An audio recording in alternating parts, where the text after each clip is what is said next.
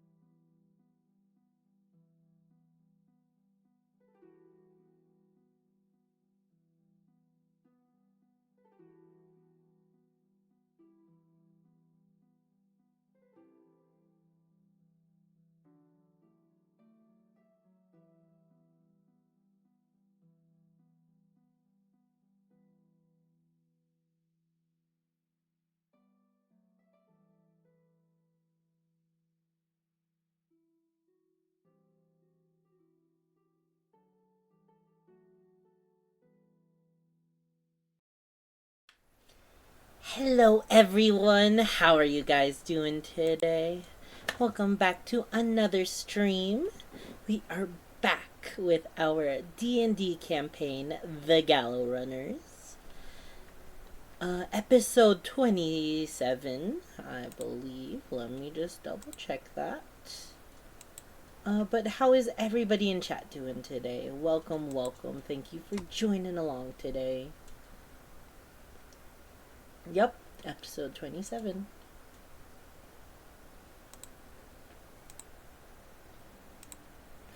But yes, let me grab my players real quick.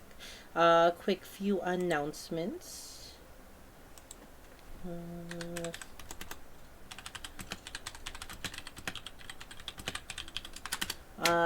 We are unfortunately missing our tiefling bard Ignis.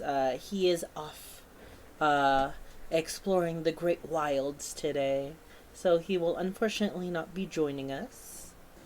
But we do have Malphus back this week, so that will be exciting.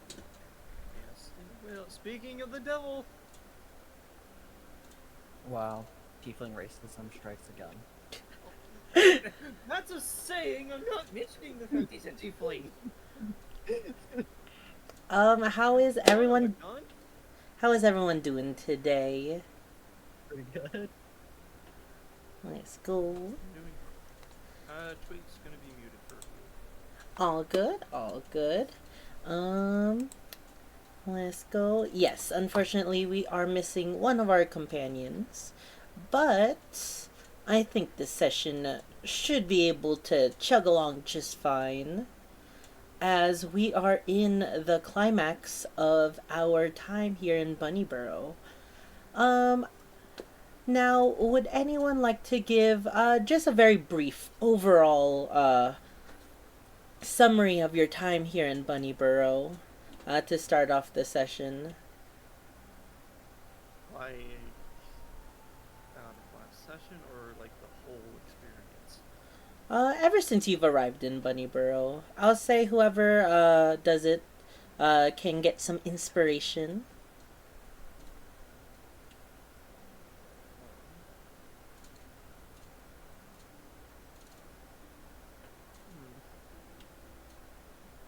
Just the general beats of the story and such. All the relevant plot relevant stuff. Alright. I'll try to give my best shot, even though I'm not the best at communication.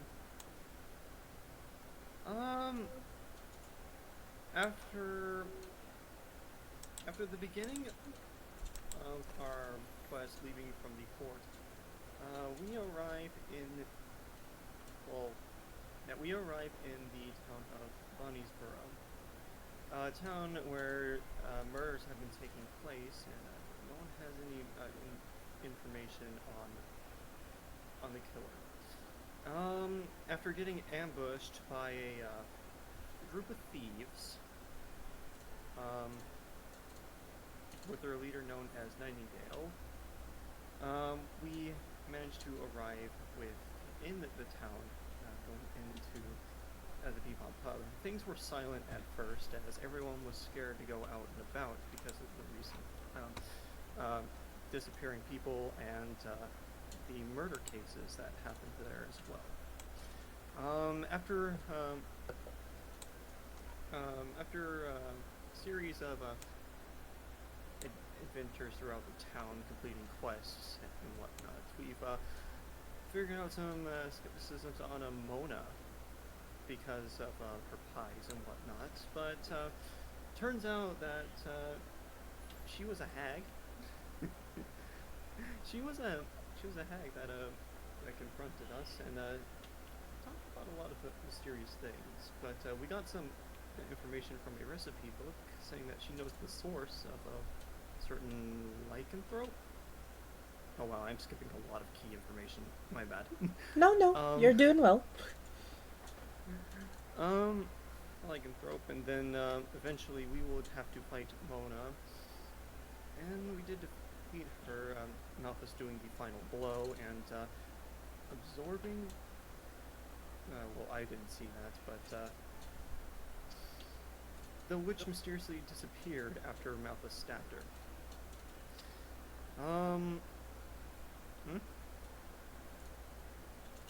Yes, I see. Oh, I didn't. I didn't. I didn't try to say anything. I thought you said something. My mic might have accidentally turned on. I'll mute for a sec. Alright, and afterwards, we did find 2 missing people out of the, that were declared missing for a couple months. And, everyone thought that with the witch down, that, she was indeed the murderer since she was also responsible for the disappearing victims. Though, little did everyone else know, as, Mona wasn't really the true killer after the information we gathered. We tried to keep that a secret for a little bit, but everyone got a rude awakening with the recent murder of Alec, who was reported to be at Farms before the incident happened, his body being discovered near the house at Cha.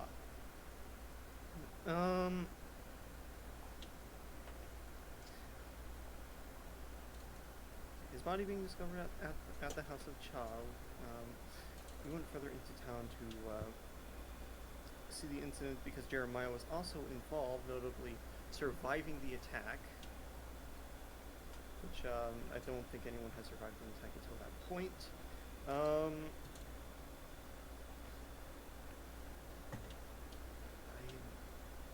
having a brain fart right now. It's alright.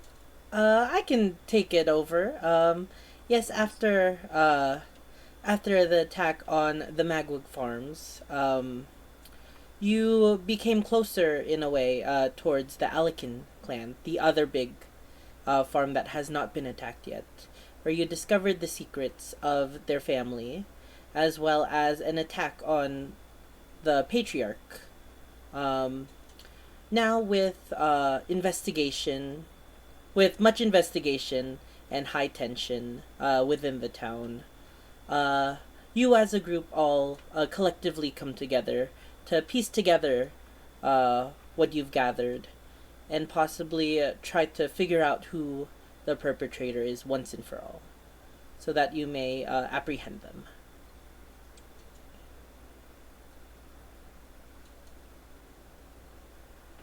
Right, that's good. Yeah. And yes, last time we left off, Ignis has called you all into the room so that you may all discuss your findings, your theories, any evidence and claims that you may have. As you patiently wait for Malphus to return back from his date to the Trounce house.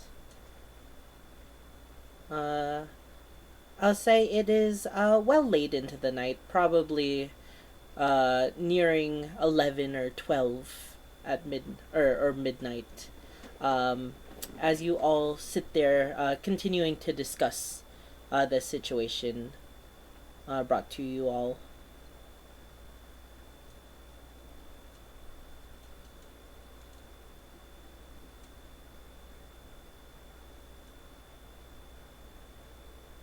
Right.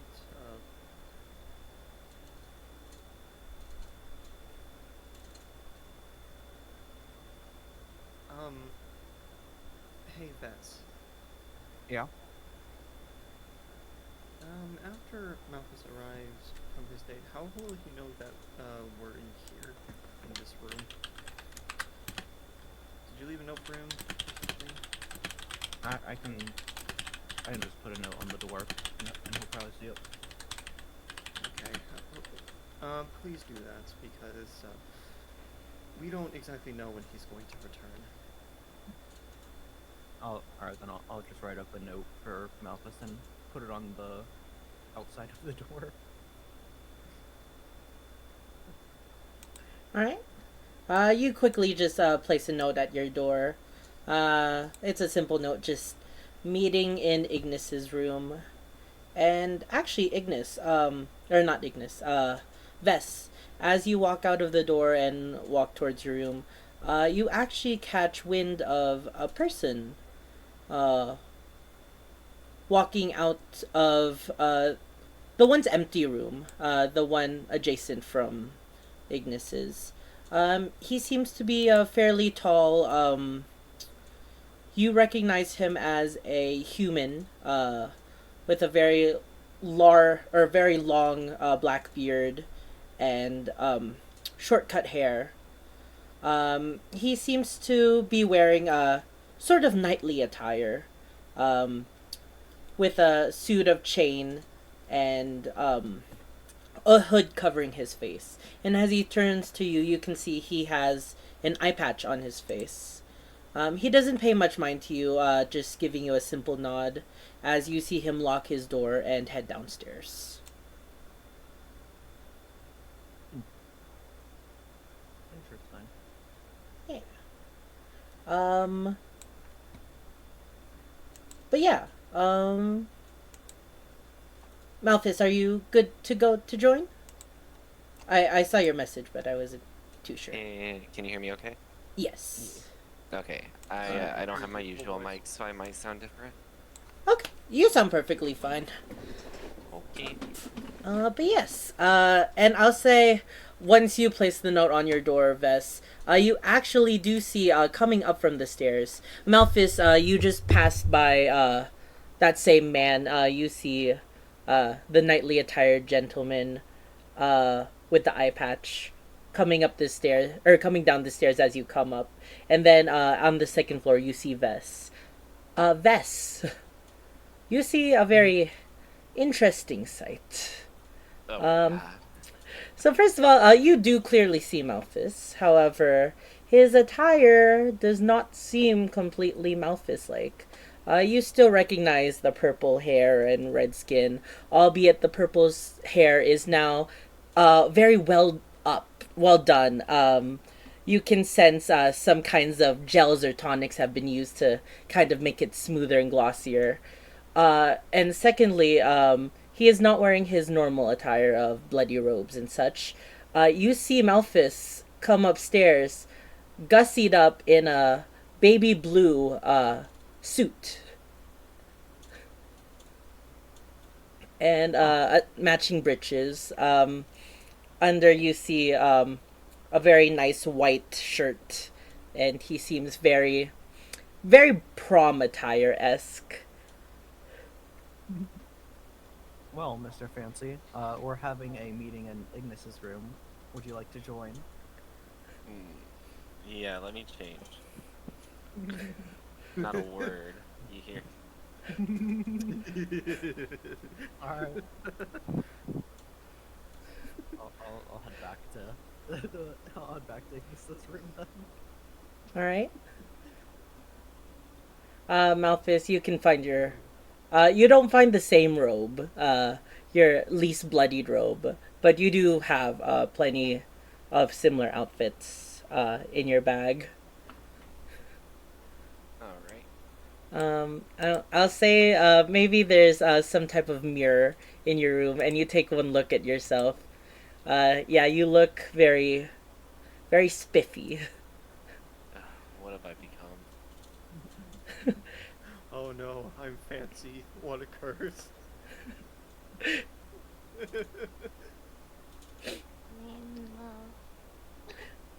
But eventually, Malthus does join you. Malthus, you just changed, correct? Yes. Yeah, you see Malthus, his regular attire. I will say, Fennel and Naomi, you do see his hair still kind of done up. He might have shaken it out a bit, but still looks a bit glossier today. Hello. Evening. Smash the mustache off my face and put it back in my pocket. So, how was your dinner? It was, Uneventful, but nice. Well, What have you all been up to this evening? we're discussing our thoughts about the potential confrontation with the killer, discussing our pieces of evidence that we have, and trying to figure out where to go from there. Ah, I see. We have suspicions on Jeremiah, but it's still a little in the air. Hopefully you might have something that can help clear some of this up. Yeah, I don't know how it fits into the grand scheme of things, but I have another little piece to add. On my walk back, by chance, from the tailors, I passed by Jeremiah and Maynard having a conversation, and all I know is there was an exchange of currency or something, and Jeremiah just basically said, keep the town distracted. So we should probably keep an eye on Jeremiah. This only makes the suspicion worse. Like I said, we have all these pieces. I just don't know how to put them together right now. Maynard was the guy that was next to Jeremiah and Ricky when they were telling everyone to go after the Alikins, right? Yes. And Maynard had kind of a look of not wanting to do it, but maybe kind of being forced. But more of a sinister. This all seems to favor Jeremiah way too much. Think about it. He was the only survivor. He's doing all of these weird things, and no one seems to question it at all. He's just the same old grumpy man.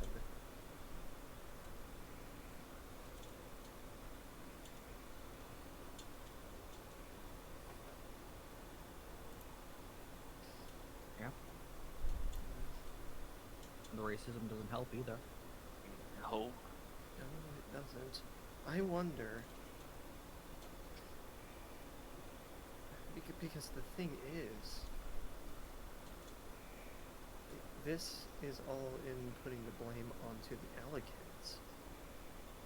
Because this is a bestian creature that is killing the townfolk, and it just seems to pin the blame on them a bit too well.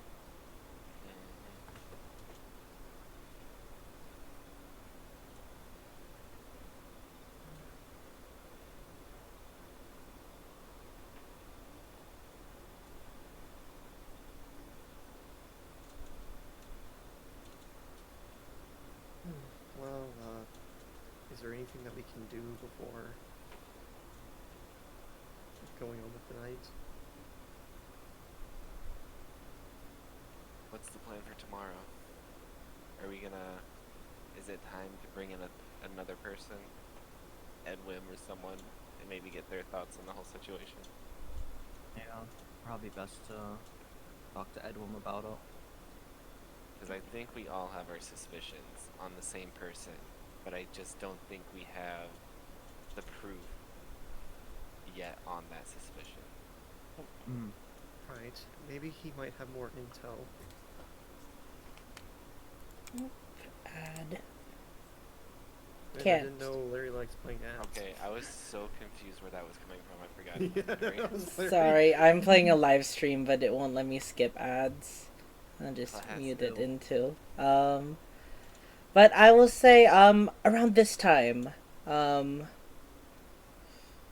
you all can hear the sound. There is a window, beside this wall here.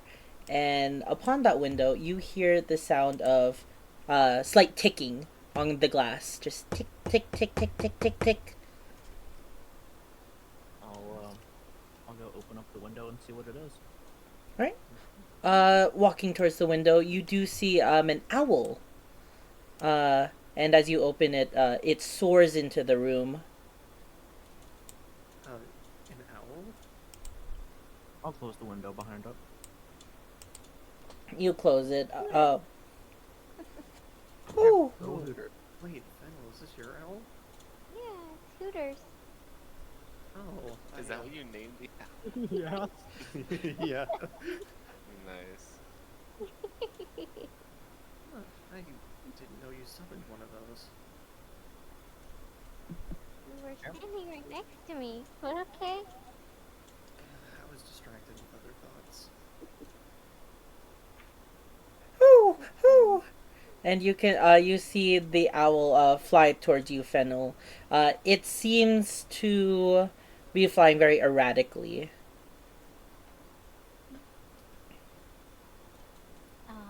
Do I still have?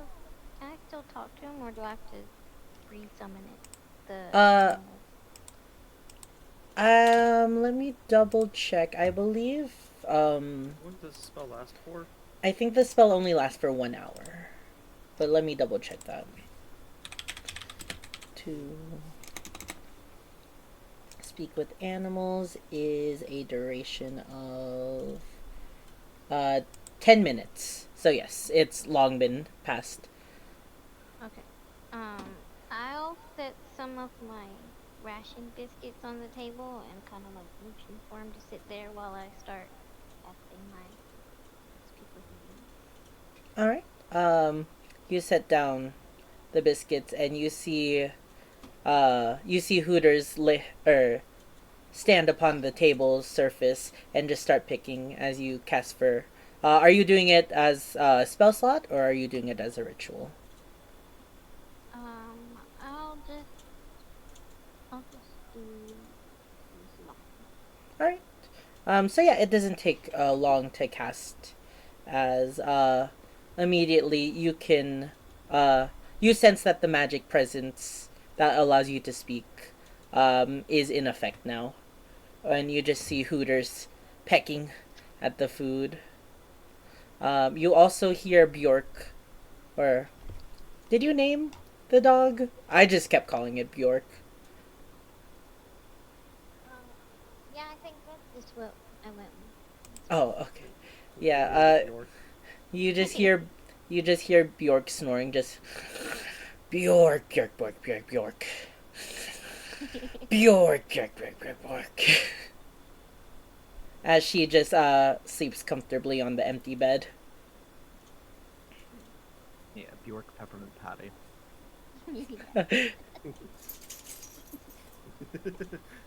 I love that name.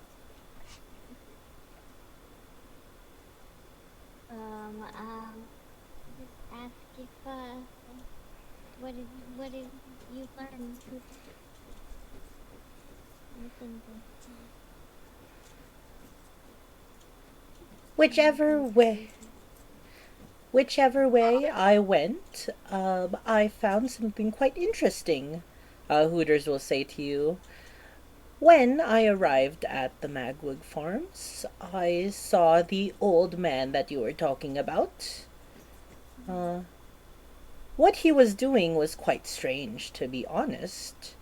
Um, fixing, breaking down a wall upon his estate, a stone wall, which was very odd. By himself?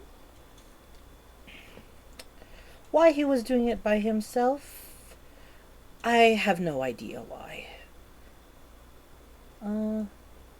When he finished that, however, he ended up putting upon some wooden barriers across the river. Why the reason, I do not know.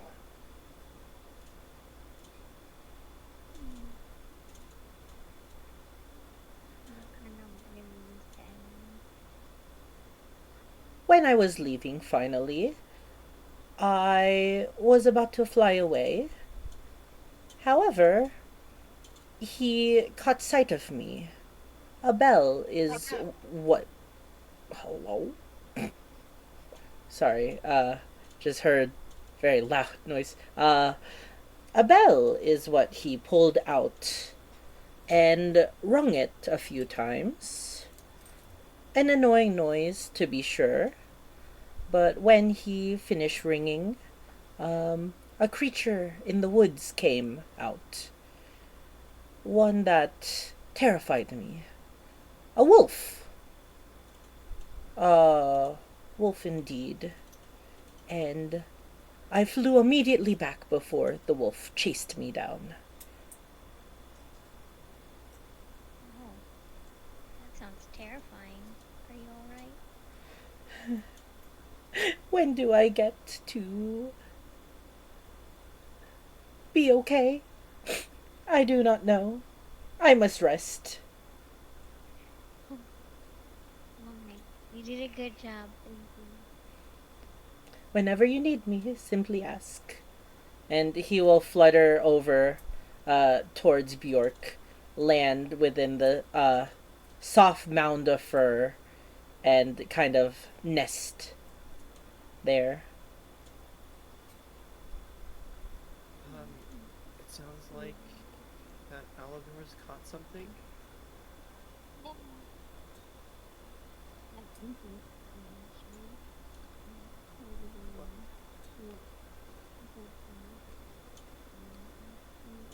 What are you guys making? Your mic isn't really picking you up. Oh, okay. Wait. Is that better? I think so. So what you're saying is that Jeremiah rung a bell and a wolf came out. Mm-hmm. Exactly. So I think our suspicions have just been confirmed 100%. Yeah.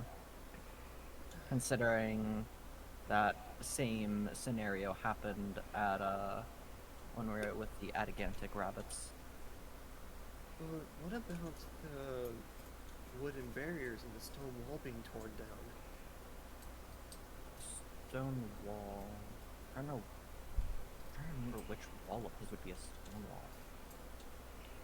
I will say, as I never really provided a map of the house. The estate is pretty closed off. On one side, there's a river for the cows to just um, drink from, and on the other side, to block the cows from leaving, there was like a rough cobblestone wall that was made to block off the pasture from the outside forest. Do you think he's trying to blame the broken wall on the Alikins? Or he's going to try and blame it on the Alikins? Does the river connect his area to the Alikins area? Or No, from what you've seen, it seems like the river just flows, flows from a waterfall that leads out of the forest, towards a well. That's lower. so it's like on the north or east side, not the west side? Yes. Okay. So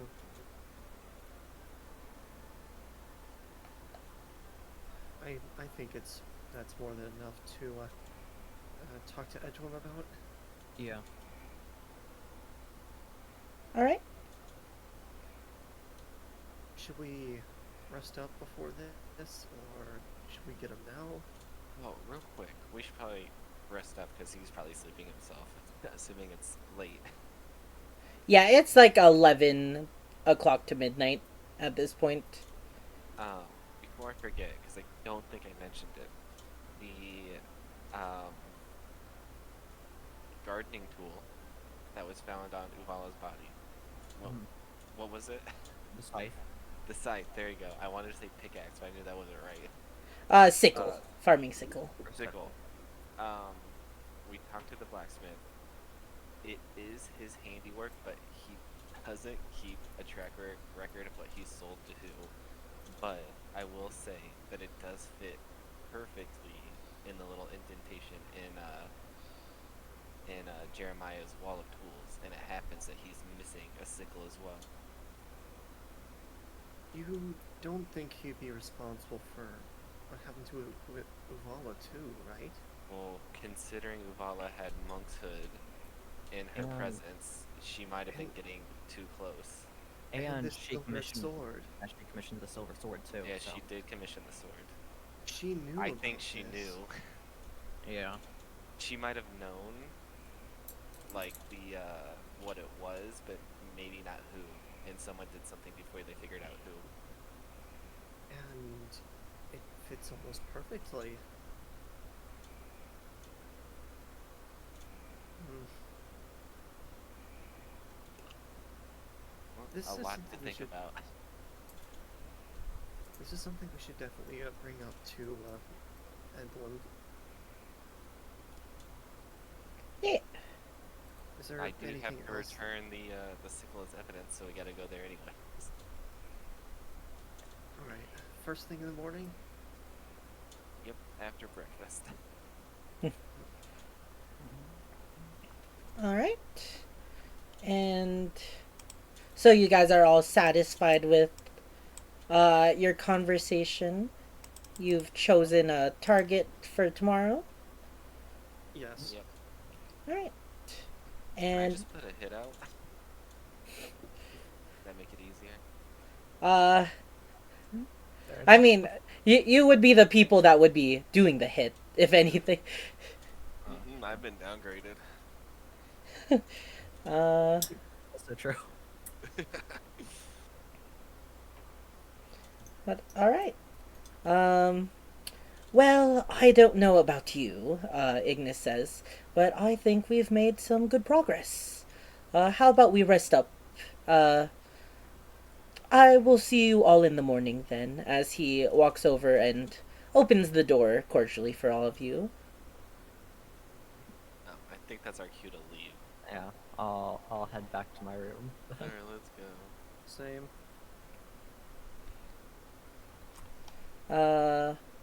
Who's the last one to leave the room?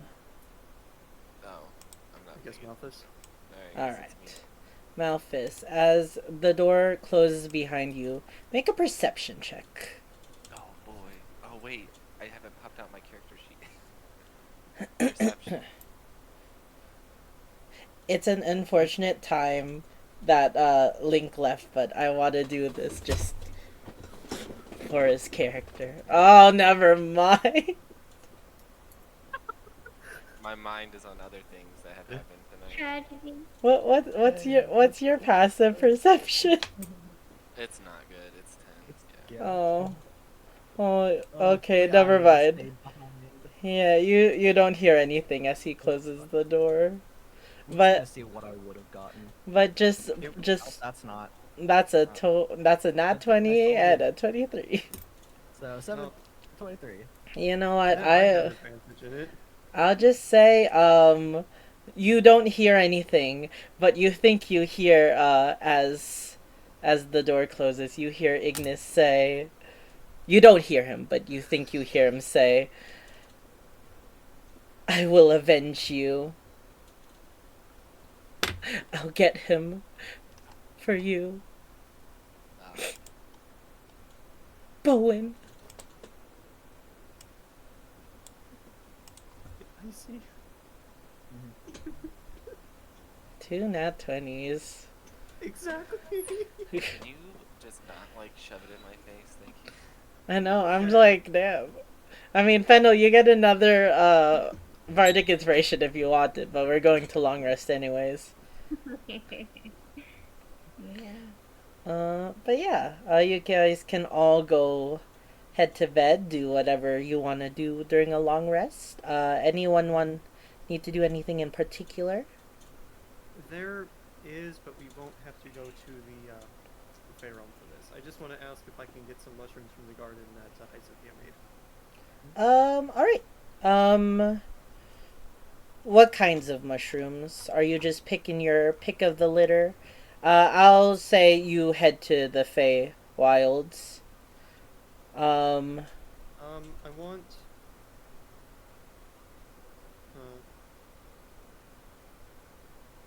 And Cynthia greets you. Are there specific ones you want to grab? She did plant the specific ones you know, but also there are various kinds that you don't recognize.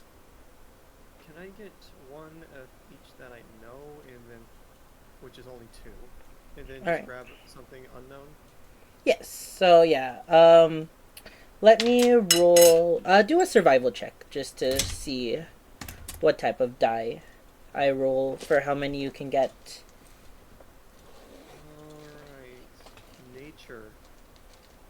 Or nature. Yeah, nature or survival work. Let's see, which one is better? Survival's better. That is not an advantage roll. I don't know. We'll count the 10. Since that is the first roll. Yeah, you were able to grab one of each of those that you said. The two that you do know, in addition to the one that you don't know. And I'll say there are two left that are in a grown state. The rest of the garden seems to be fairly small and ungrown yet. Alright, do I have to roll a D100 for the one No. Just put it in your mystery mushrooms for now. Oh, okay. Okay, just one mystery mushroom and then... Yeah. this one. There's two more mystery mushrooms that you could grab at this moment, but you don't have to take those. I would like to. Alright. So yeah, you pluck all the well-grown mushrooms. How long do you stay in the Feywild? Because remember, you are conscious at this time, and it no longer counts as being restful while you're here, as time has been synced with your time. Would an hour and 30 minutes be okay? Yeah, I'll say that, and then you can spend the rest asleep. Alright. Alright. Before we finish this long rest, I would like to ask Malthus to let me hold the alchemy jug, since it doesn't make much sense for one of us to have the jug and the other one to have the vials. I think I gave it to you the last long rest. The last time we rested at the Peapod, yeah. Because I don't have it in my inventory anymore. And Oh, Eden, I just, messaged Yes. you specifically on which ones I took. Okay, yeah, I got it. I thought that. Yep, and then, Fennel, anything in particular you want to do? I was just gonna ask about, cause I think it was when we were in Mona's, like fighting her, I'd grabbed some wolfsbane, and I'd imagine that it's like dried up, right? You grabbed Wolfsbane from Mona's? I think so. I don't know. I have like sample of wolfsbane in my inventory, but I can't exactly remember where. That's Thought you probably... gave that to From the one mill? girl. Oh, did I? Okay. I think you got remember. the Belladonna, yeah, from Yeah. Mona's. I think if you got a Wolfsbane sample, it would be from the mill. Okay. Yeah. I couldn't remember. Can you remind me what belladonna does again? Well, you gave that plant to,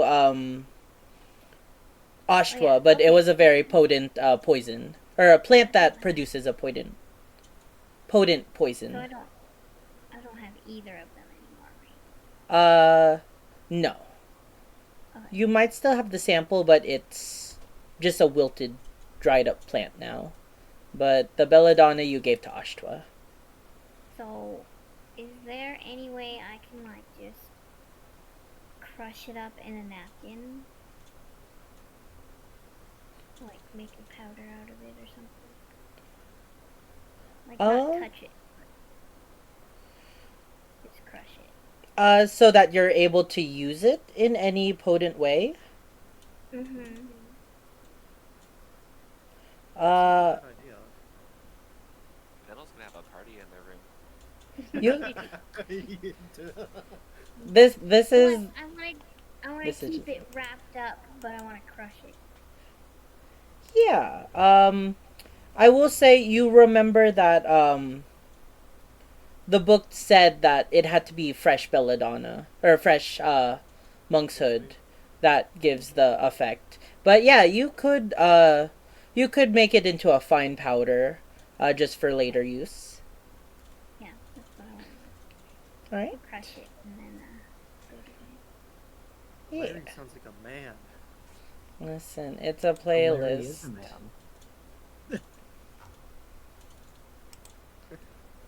But yeah. Alrighty, I'll say that you all do your stuff. Naomi, you get the gender transgender mushroom, the ogre's fart mushroom, and 3 additional mushrooms that you do not recall. Uh, Vess and Malphus, you switch your items. I'm guessing you produce another vial of poison at this time, or did you already do it earlier in the day? The reason I was I was making sure I had the alchemy jug is because I set up a thing, so now it will actually be able to remember if I use it or not. Oh, okay. Because I don't really remember. Sick. Okay, that's good. That's good then. All right, and then, lastly, Fennel, you, I'll say you take a mortar and pestle. Either you have one or you've borrowed it from someone, and you're able to finally crush it into a powder. And with that, you all head to bed. So you can all restore anything and everything you need for the day ahead as you all wake up the next morning. There you go. Does that include my dignity? Oh, roll Does that restore roll all a the long rest? d6. Yeah. You said a d6. Yeah. Wait, what? Okay, yeah. At a 1 you still lose your dignity, but on a 3, luckily as you sleep, all the gel and tonic that was in your hair has rubbed off, and now you're just regular spiky haired Malphus. Regular old Malphus. Is me. But yes, you all wake up in the morning, do your morning routines, and all meet up in the tavern for breakfast. The regular table. I'll say Henry is not here today.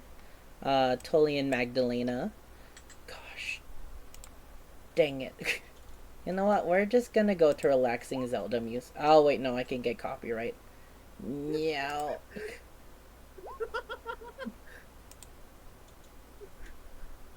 There we go.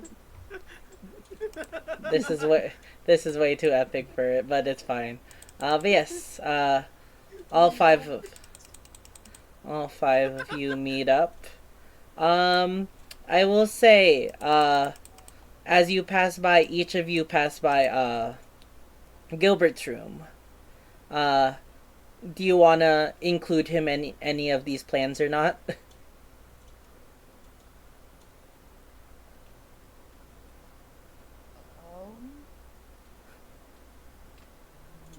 So you know how we have that wolf tooth.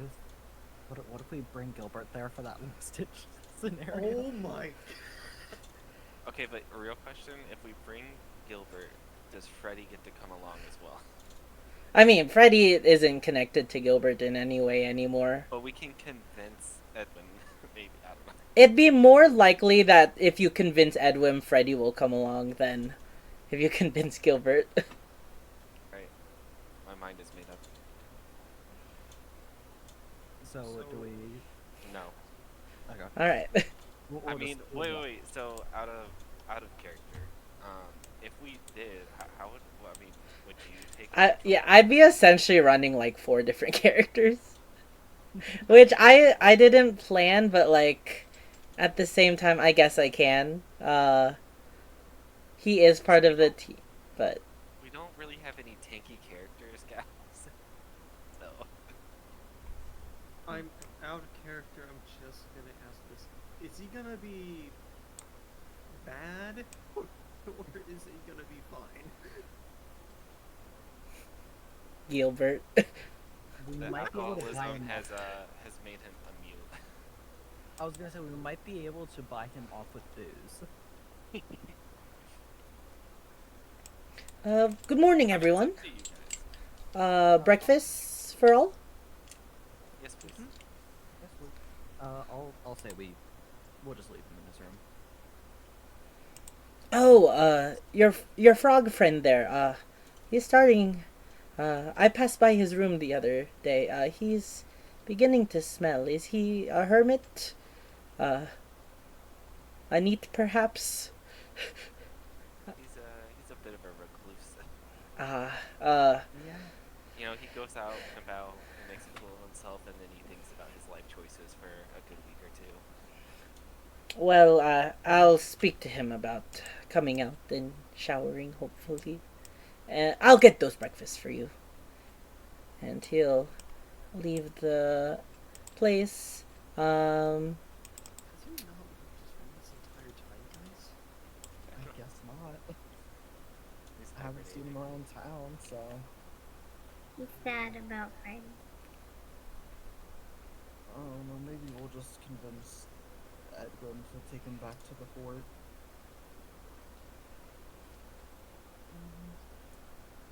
Okay. So I guess after breakfast, we're just gonna make our way over there. Yeah. Alright. Breakfast is here, and he will place down.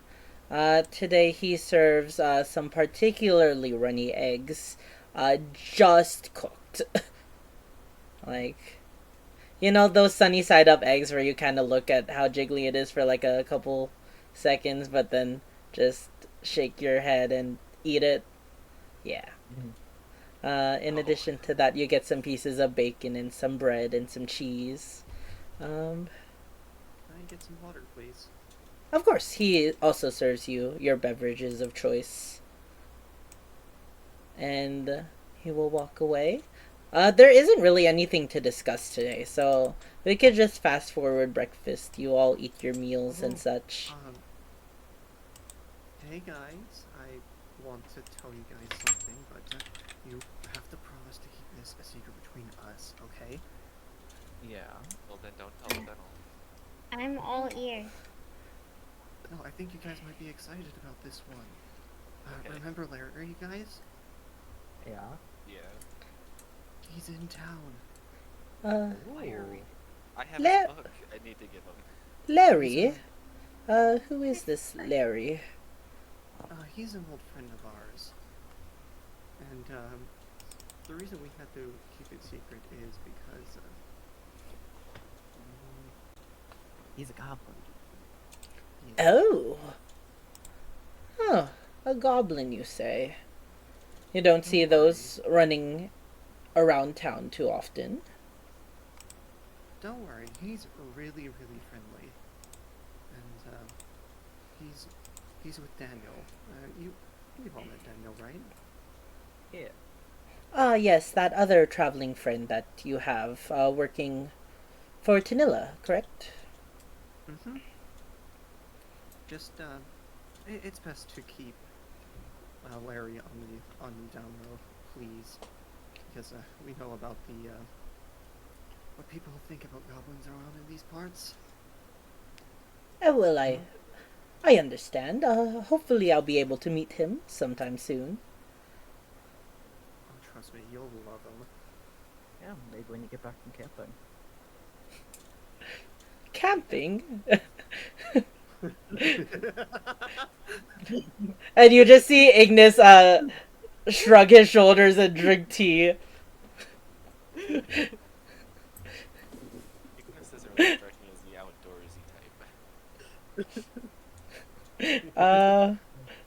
But yes, you guys eat your meal. It's quite delicious, I'll say.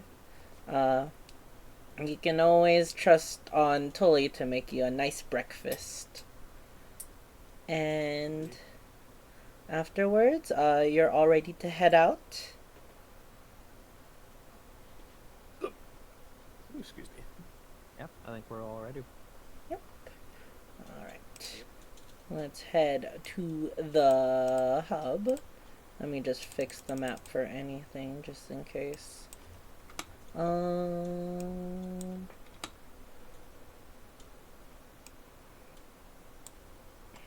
Let me see. Oh, Fennel, when you woke up in the morning, you found not Hooters and Bjork. You just find two little fuzzballs Yeah. stuck to your quilt blanket. I'll just throw them back in my bag. And yes, as you all step out, you do not see anybody at all in town square. It seems like a ghost town here, with the only sound coming from the bubbling of the fountain. That's Eerily good. quiet. I guess And- we'll start heading towards the Scarf base, anyways. Yeah. On the way there, I would like to see if people are outside of Mayor Peter's house. Alright, yeah, I need to fix that. Yes, as you pass by, you don't even see Mayor Peters or, Jorn outside. Typically early in the morning, you see, Mayor Peters, tending to the farm, but you hear nothing coming from his house as well. It has that same eeriness as when you first arrived in town, that anxiety that fills the atmosphere. This is starting to become a little creepy. Yeah.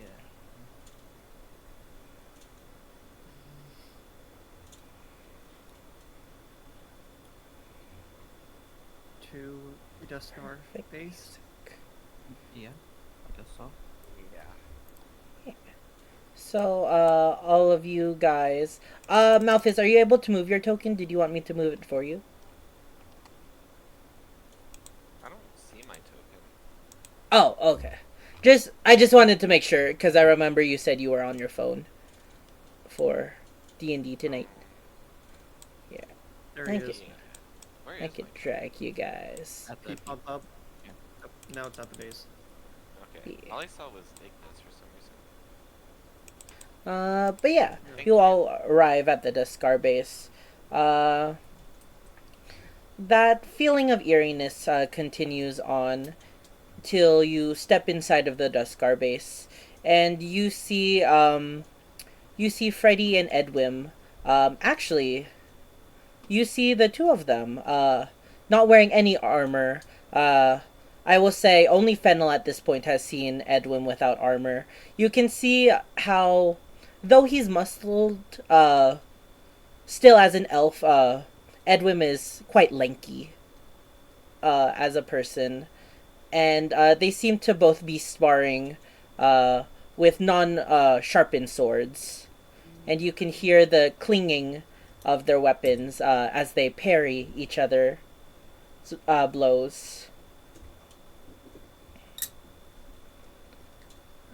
That's an impressive sight.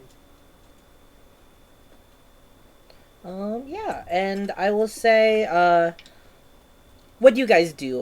They haven't taken notice that you guys have entered the base yet.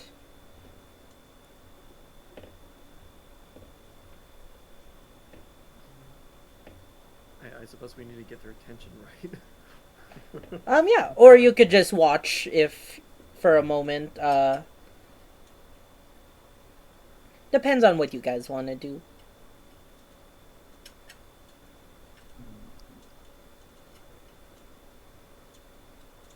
I don't have any good pranks. I don't either. I'm trying to- Good pranks. I could How open my about- fucking bottle, but I feel like that'd be a bit much. How about let them spar for a moment, and then when they're done, I'll just clap. All right. Yeah, that. to also clap, but I'm gonna do it like the very condescending, like slow clap towards Edwin. Yeah. Let me see. All right. Well, they both are just sparring each other there. Um, Edwin is able to do a blow at Freddy, and then help him stand up, and they get into position once again. Another blow on Freddy. Oh, and after the third, you actually see Freddy is able to do a blow with all his strength, almost very Gilbert like. He takes the sword in his hand and swings very hard, knocking the sword out of Edwin's hand.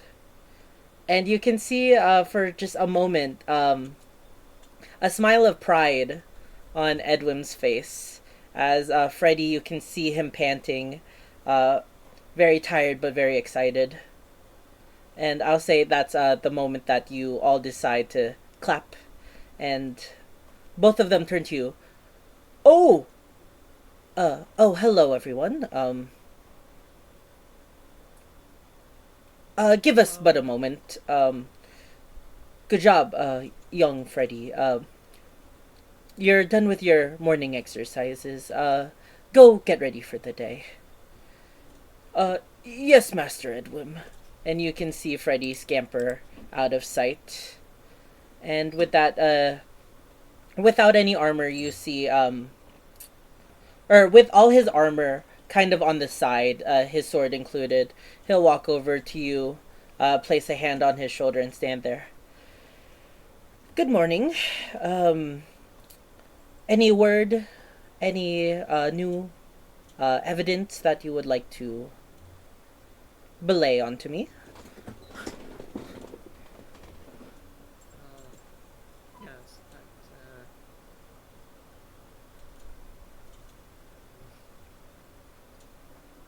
we have quite some news to tell you.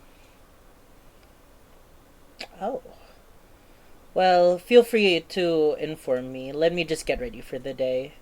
And he'll walk over and start to don his armor uh, and weapon and such. Did you want to roleplay what you say exactly, or did you just want to tell him what you saw? Or what you planned? Actually, no. I'd rather you guys tell me specifically. Would you tell Edwin?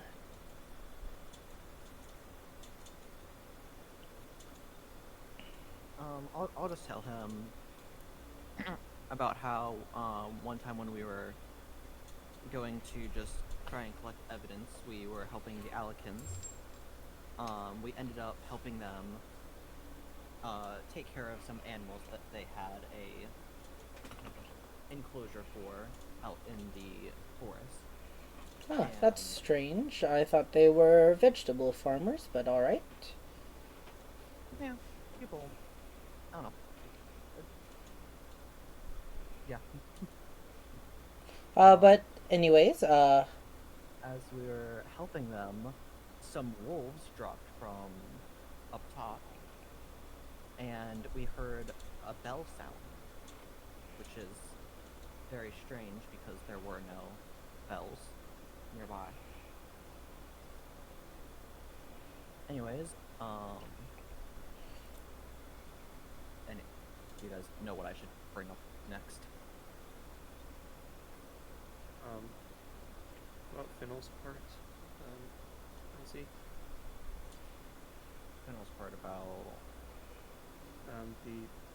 the owl relaying oh, the message. About the um, wall? about what Hooters said. Yes. Yeah. So, Oh, before then, as you know, Sir Edlum, there was that whole mob. Was it yesterday? I think it was yesterday. Yeah, yes, it it was. was just yesterday.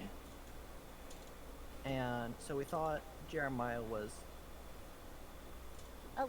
at least a little suspicious.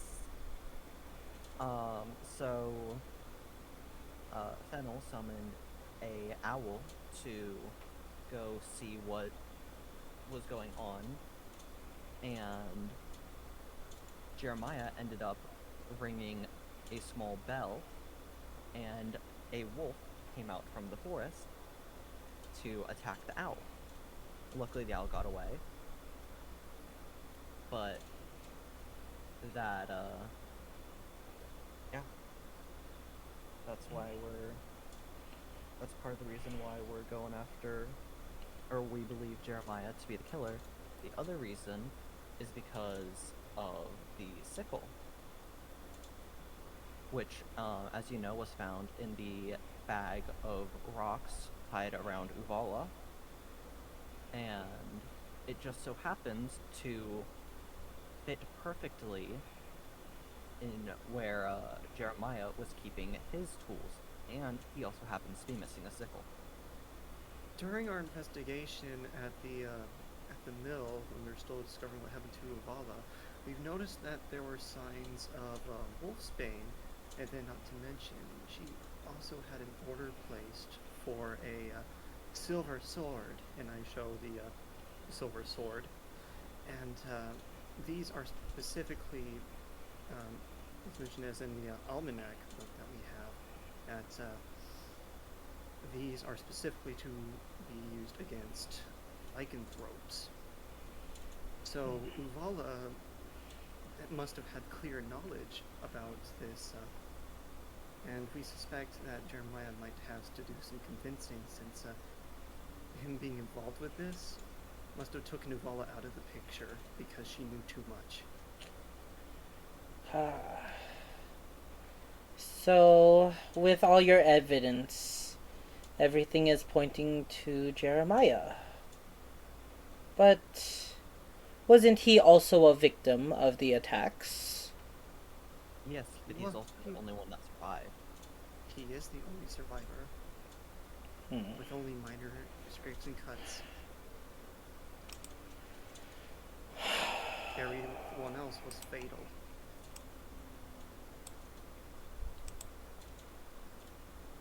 Roll either Vess or Nunzo, as you two are the ones leading this conversation. One of you roll me a persuasion with advantage, as he seems quite convinced already. What's your modifier? Mine is, for persuasion I have +4. +4. I have a +2, but I also have my psychic that I can use. So, I think it might be better to do yours because your psychic is a d6, right? Yeah, so it's a plus. It ranges from a +3 to a +8. Yeah, and so theoretically you have a bigger shot at overpassing mine. And I'll also say, Ignis will speak up. Please, listen to their idea. It seems quite logical, and as he's saying that, he's giving you bardic inspiration to this. Alright. So, good. And, Wow. Almost not needed, this but bardic doesn't last long. I'll add bardic.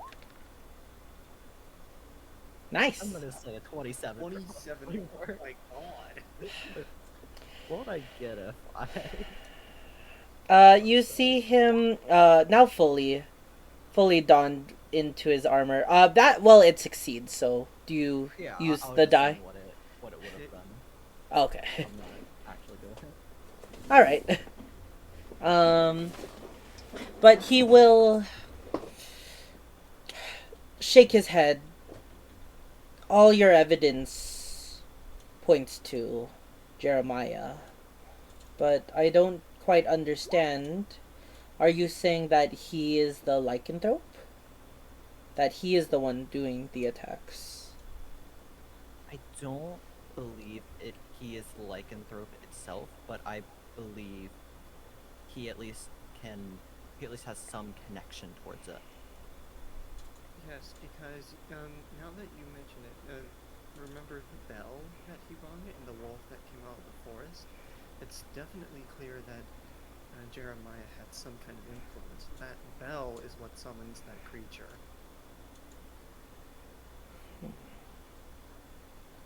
Interesting. Oh, right, there was one other thing. With him having some weird control over Ricky. Weird control over Ricky. Alright, I haven't explained that in game yet.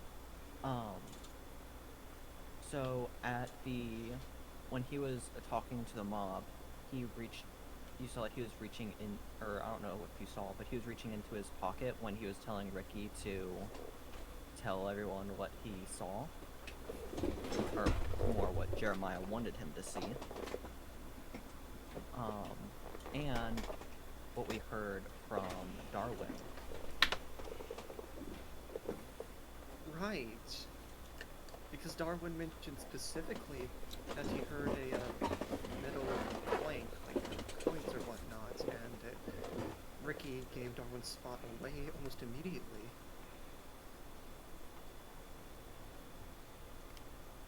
Yeah. So, there's something going on there, too. It might be something we need to be careful about. But I'm not sure. Well, if that's the case, I believe we have substantial enough evidence to apprehend Jeremiah, at least for questioning.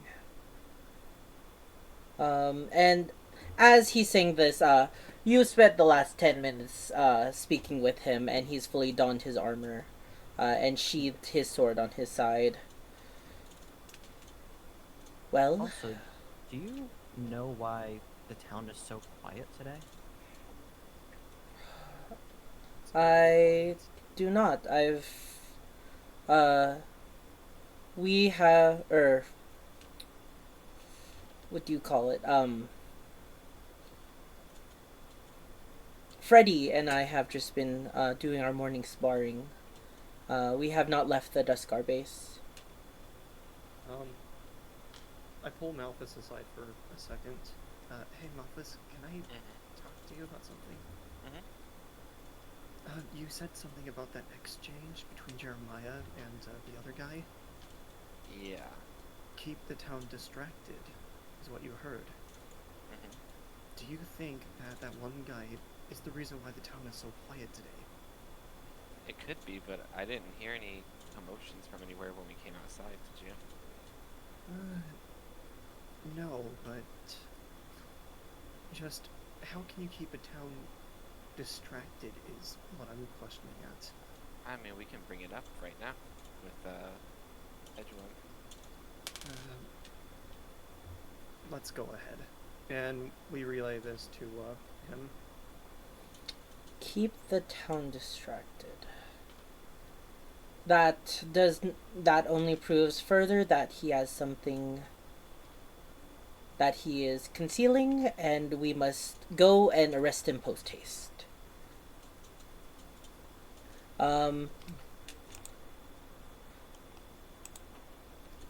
Now, at the level of danger, unfortunately, I will say,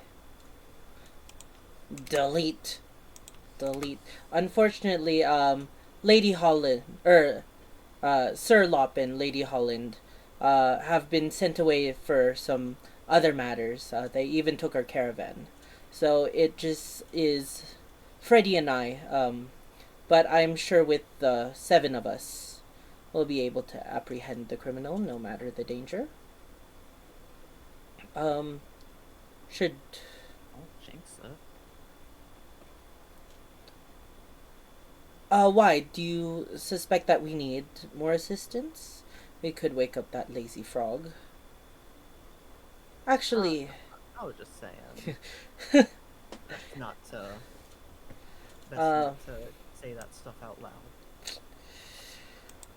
However, should we take Freddy with us? He is still a young recruit. What do you all think? The more hope we can get, the better. In-field experience is the best experience. Get that on-the-job training. That is true, but we're also fighting a lycanthrope. And And if Freddy were to get hit by that lycanthrope, it most likely would not end well. Yeah. Well, I will say he does call upon Freddy, and Freddy will join him, or join you all. Uh, all right. Are we all ready to go? Yes, but there is one thing we would like to mention, and this is more of a last resort. I pull out the wolf tooth. If the silver sword situation doesn't work out, and we don't really have any fresh wolfsbane, we might have to resort to using this to turn one of us into a lycanthrope. I really hope it doesn't come down to this, but By the gods, you've. He's just putting two and two together. That the tooth that you are holding is in fact a lycanthrope tooth, and he's realizing that it's very potent still. You don't. I will simply not allow that. if if none of this other stuff works out, what choice do we have? Are you saying you wouldn't allow a death row inmate to sacrifice themselves for the sake of a town? By the gods, that's not a sacrifice. You wouldn't. You would become much more of a problem than a criminal. You understand That's why. that the lycanthrope in town has been ruthlessly killing people, no?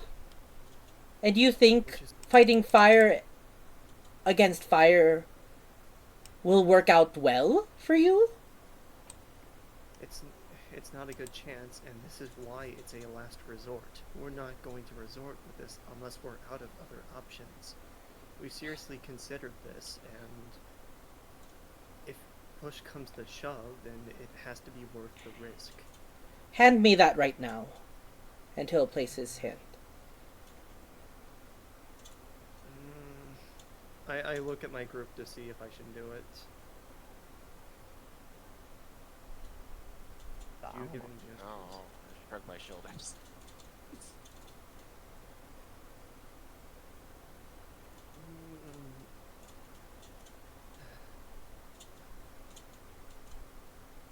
Well, if I don't give it up right now, you're gonna take it by force, aren't you? You could try convincing him. Right. Or you could just give it to him. It's your choice. I'm just saying this would be a good way to enact this socially. Edwin, please. I know you don't want any bigger problems around this, but what if it comes to that? What if the silver sword doesn't work? We don't have any wolfsbane, and we're seriously have no other options of taking this lycanthrope down. This is seriously one of the only chances we have if we absolutely have to risk it.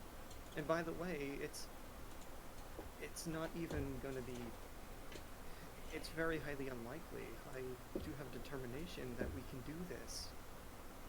It's just we need to be wary of every single route necessary so we can take this threat down. And afterwards, I can give it to you and we can dispose of it after this fight. Would that be okay? Roll me a persuasion check. Alright. Am I going to be good or am I going to absolutely suck? Break inspiration. Thank you. Why is it still an advantage? But anyway, Do you have your toggle on your page? Hold on. I'm gonna. Okay. I Okay. fixed it. Well, that's the 14. I'm You're gonna use your bardic. Yeah, I'm gonna use bardic because I am convinced that this is a high roll. 17. 17.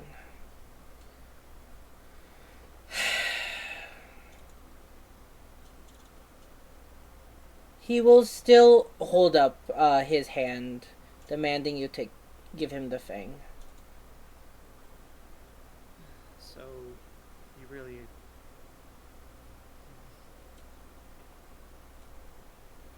And do you give him the fang? I reluctantly do. Because I'm gonna be honest, if I keep hold of it, he's gonna take it by force. And So, delicately taking the fang from his hand, he will then hand it over to Ignis. You are the only one that has not proved. There's no proof of your issues. You will control this fang. And he will hand it to Ignis. And Ignis will just confusedly take it into his hands and put it in his bag. you must be very I'm- careful. I'm sorry, Nunzo. You are still... I still have little value in to trust you with that. Though your reasoning is just...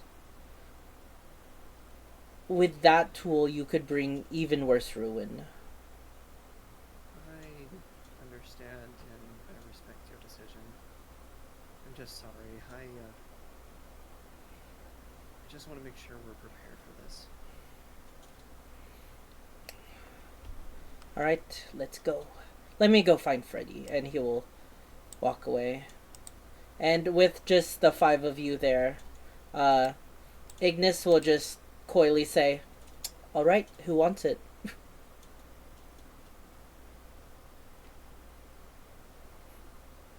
it back to Nunzo. Oh. Yep. Okay. That's on us. Oh, okay. And just, yeah, he just hands it back to you, Nunzo. Don't tell, Edwin that I did this. And passes it back to you.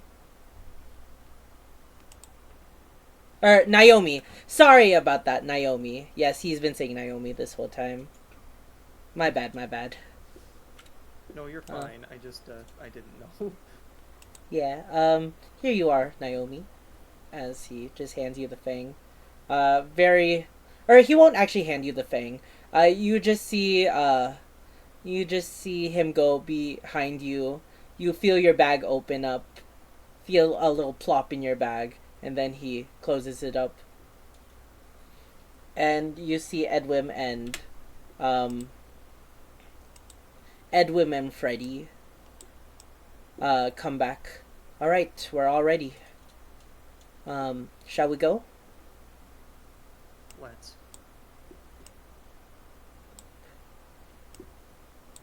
Yeah. Alright. By the way, where are we going? Oh, I'm Magwood Farms, I assume. following the leader. And I will... Sorry? I should have brought some healer's kits. But yes, as you get to the town square, you're just about to pass by towards Magwood Farm. But before you're able to, you hear a very young voice scream out to you, "Wait! Help us!" As you see, from the sky, you see a very pudgy bird person plop down in front of you. "Please, please, help!" What's going on? "The townspeople, they're attacking. They captured so many. They barged Now into things are in the danger. estate. Yeah." I think I know what's going on. We need to get over to the Alikins now. Alright.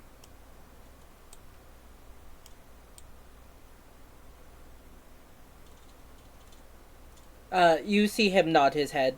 Um, Please, hurry! And you see Kiri at this point, his wings are very tired.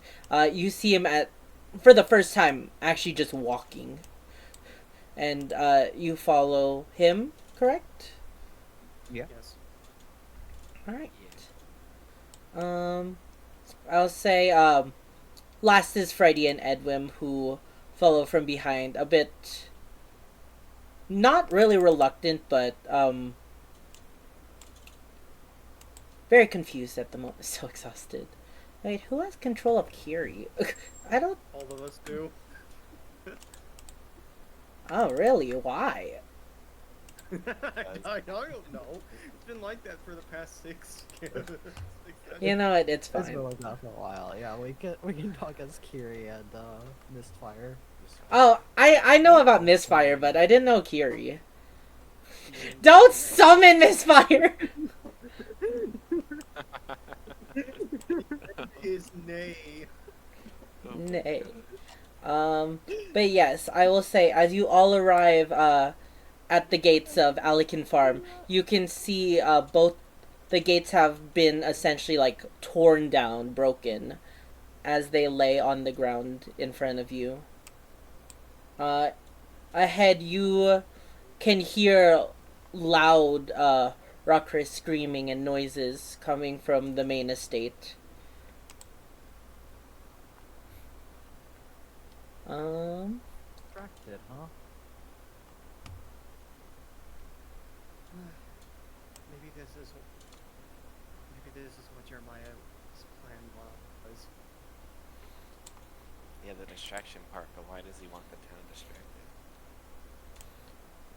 No, but Jeremiah's up to no good. And yes, you all press forward to the Alikin mansion. Yes. Yeah. Oh, let me go hide a majority of this since you can't Oh see my it. god, is that... Yeah, alright. They disappeared. Oh my god. You weren't supposed to see, or like it's, in terms of like you can't see it. In game. That's fair, that's fair. But yes, as you make your way to the main estate, you see, the doors to the mansion wide open. Oh, Edwin is also here.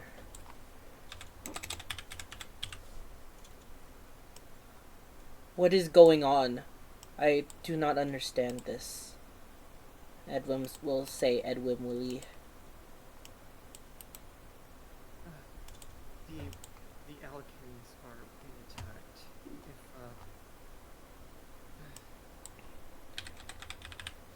If that speech yesterday, the one that the man in Germany gave to the crowd, most of the town is convinced that the Alikins are the true culprits of this, and I can only think that Jeremiah meant by distract the town was to send them after the Alikins. Well, we don't have much time. And I'll say you all arrive at the front door. Everybody, would you please start by rolling initiative? Oh boy. Oh no. Oh wait, let me double check. I think have to- turn. Yeah, okay. We're all good. I have to move my character up because the sheet. Okay. Initiative. 20. Well, I guess I'll take it. I will move my character back down because I did. How do we do a tiebreaker? Just roll a d20. Oh, okay. With Malthus. Also, don't forget to do Ignis. E. I also have to do Edwin.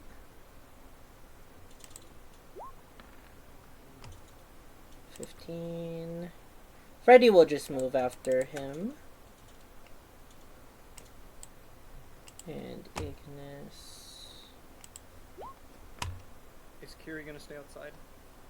Yeah, Kiri looks terrified at this moment, scared to go back home. Kiri, try hiding in that bush over there. Okay. And you Stay see, safe. that's a 9 plus 1. You see Kiri's just head popping from the bush, but he's hidden-ish. Can I maybe put like some leaves on top of the... Sure, yeah, you'll cover him up. Fennel will go first, then Malphus, and then Ignis will go last. What did Ignis roll on his breaker? He didn't. I'm just, since he's Oh. Okay. not playable right now. Non-player character. That makes sense. Alright. So you guys aren't necessarily in combat right now, but what do you guys want to do? I mean, I'll start by just going up the stairs and into the mansion. Alright. Alright, I'll follow.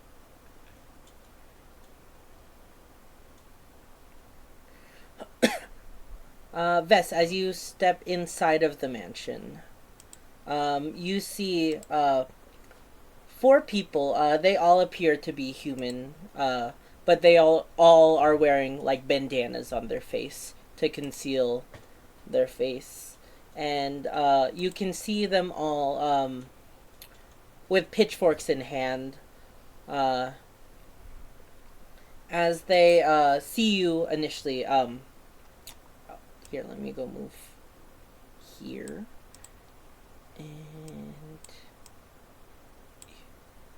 let me move him here and here. Oh, okay. And he will say to you, Vess, "Hey, what are you doing here?" Trying to figure out what everyone else is doing here. We don't need anybody distracting us from our plans. We're saving the town. By going after the wrong people. Enough talk. Well, 1 second.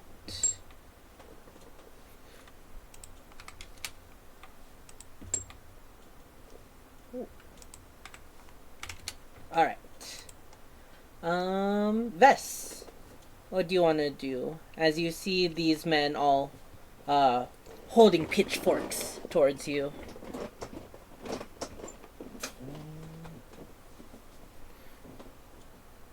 You know what? I haven't really gotten a chance to use this. I'll open the ever-smoking bottle. Ooh, alright. So you center it at yourself. As you uncork the bottle, a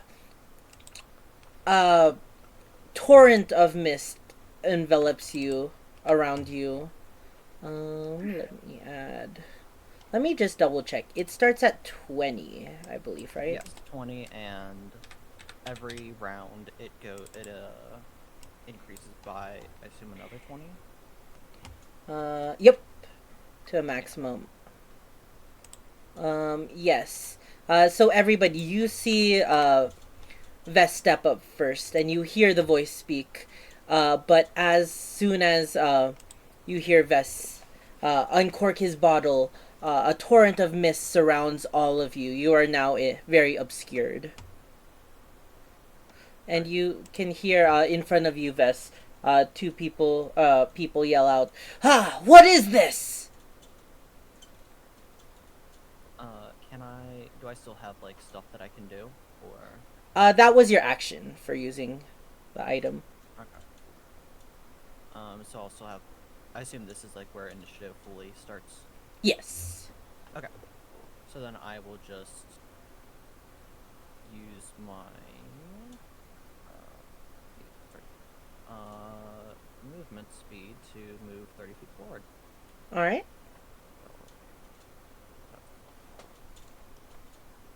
I'm gonna put a 3-leaf symbol if we're all covered in the mist. You aren't. It follows Vess. Oh, it follows us. Okay. Because I'm holding the bottle. Oh, okay, that makes more sense. All right. And you rush into the middle of the room, covering that whole area with fog. Even the two people behind are confused as it seems like the mist is moving with you. And now they're all obscured, you included. Anything else you want to do on your turn? See,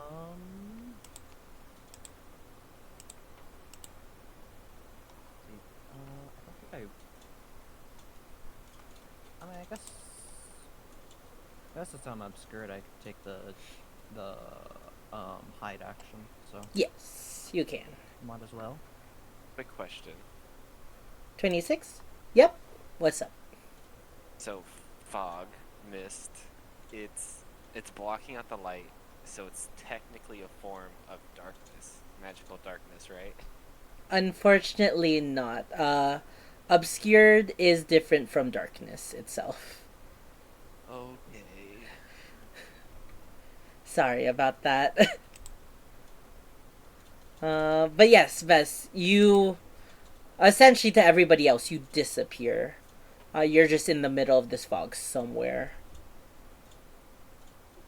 Fennel, it is your turn. Okay. I guess I will follow Vest into the room. 5, 6, 5. Okay. Yeah, concerned about your friend, I'll say you jump over Malphus and rush into the room where you see just this cloud of mist and angry voices yelling out. I think I can go here. Alright. So you're running into the mist, correct? Yeah, I'm gonna follow. Here, since this is the first time we're working with these effects, let me go read to you, or let me explain, what obscured means. So right now, everything is lightly obscured. But as, when it fully is in effect, it's fully obscured. Actually, wait, no. Lightly obscured is dim light. Sorry, everything is heavily obscured right now. So your vision is blocked. Creatures are effectively blind in this situation. All but Vess, I will say. That's fine. All but me? I believe there was a thing in where you can see in it, right? Sorry? It's not true sight, is it? Oh, wait. Oh, I didn't write that part. Sorry, Vess. I actually have to edit this. Oh, Yeah, I can actually see through it? yeah, the person holding the bottle is still able to see. That should have been something Oh, written that makes here. it a lot more useful. I'm like, Yeah. okay, I can just make everyone, including me, blind. Cool. Okay, sorry about that. Okay, cool. That makes Then it hang on. Sorry, first time using a homebrewed item. Gotta fix something real quick. That's all fine. Okay, I'm just gonna. I guess since I can't see, right? Is that what you're telling me? Yes. Yeah. Okay, so then I'll just like stand over here. My mouth is on this side. And I'll get my viola out and just kind of like ready myself in case someone charges at me. Are you readying an attack action then? Yeah. Okay. But Yeah. I'm not gonna like do anything. I'm just gonna wait. So that's it. Yeah, so for what do you call it? For readying attack actions, there's usually a trigger for it. That you would say. What would be the trigger right now? What do you mean? So when you ready an attack action, it's typically, I ready my weapon for when I see an enemy, I'll attack it. Or if I see somebody pass by, then I activate my spell. There needs to be a trigger for it. Okay, I just want to get ready in case someone attacks me. Okay. So if anybody attacks you in particular. Got it. Yeah. Alright. Okay. Malphus, it is your turn. Alright. So, where does the mist go to? Yeah. You should see the circle. No. Or We don't. Oh. no one else can? Alright, here, let me... I think Oh, I can... Player permission I can- C, correct? I can see the circle. There we go. I Let don't me know why see. yours There is we go. bigger than mine. I see a white circle and a light blue circle. Yeah. The light circle is the one feeding yeah. the light blue. Alright, I guess I'll just, like, kind of 5, 10, 15, 20 and kind of chill behind this pillar, just waiting. As I'm assuming I can't see the people, because if they're touching, I'm assuming they're fully engulfed. Yes. Okay. Yeah. Alright. Did you want to ready an attack as well? Sure. Yeah. What are you readying and what's the trigger? Oh. I don't know. Well, first, like, choose what you're readying. So, an Eldritch I Blast, a Sword Ready, Strike. Yeah, Eldritch. Alright. And then you could make it as obscure as if something attacks you or if you see a creature, I'll just do something if I passes. see a creature.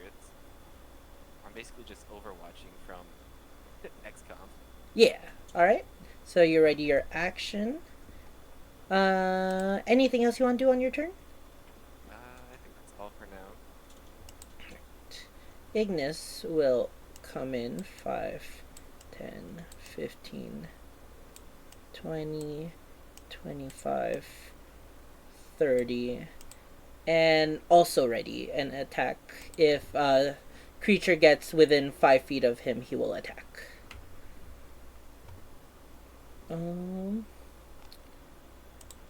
Now, after Ignis, it is this guy's turn.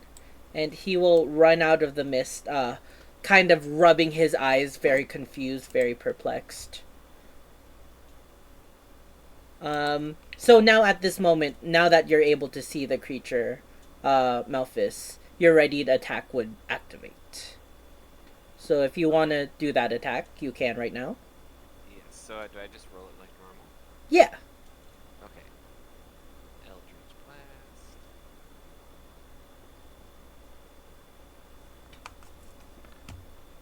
Alright. We're doing great. Yeah. Fennel. Fennel I Bardic. I'll attack- I'm just Yes. doing too well lately. This is what I get.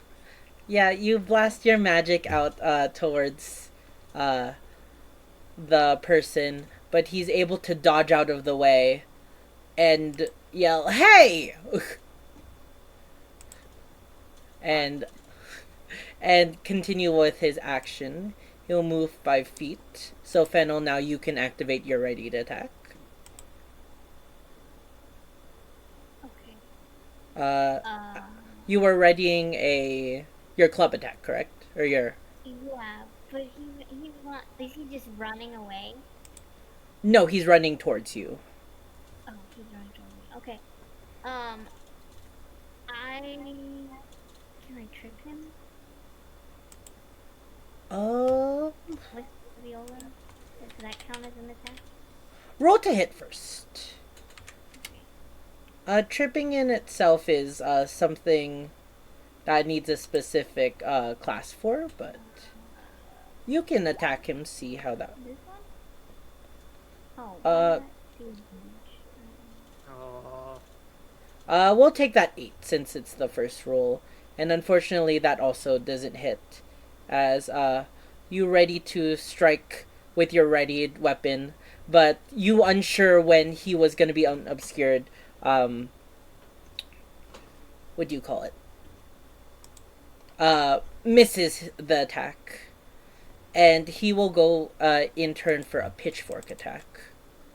Oh. Hold up. Pitchfork. Pitchfork. Are you working? Oh, this might roll like 3 different times. Oh no, just once. 15 on you, Fennel. Can. Okay, never mind. Wait, does silvery barb count for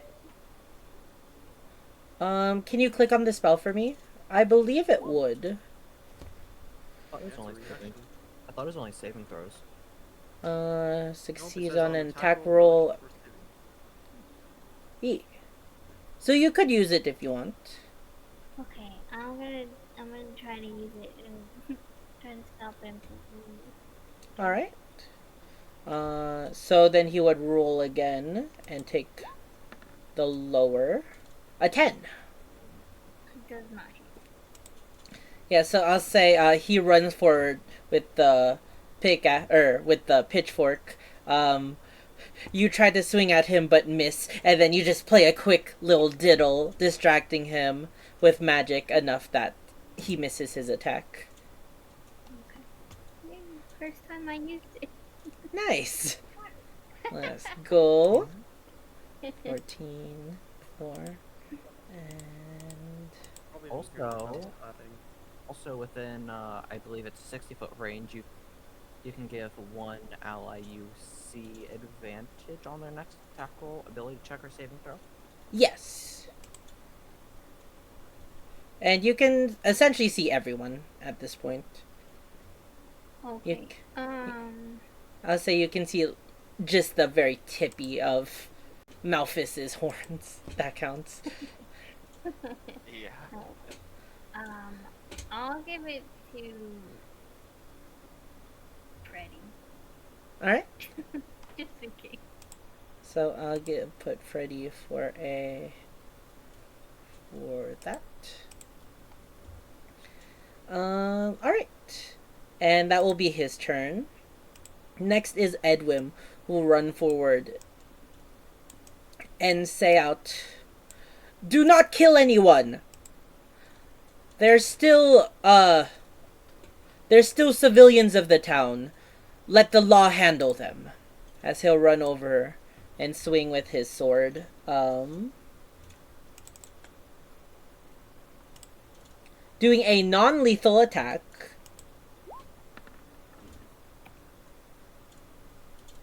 (22)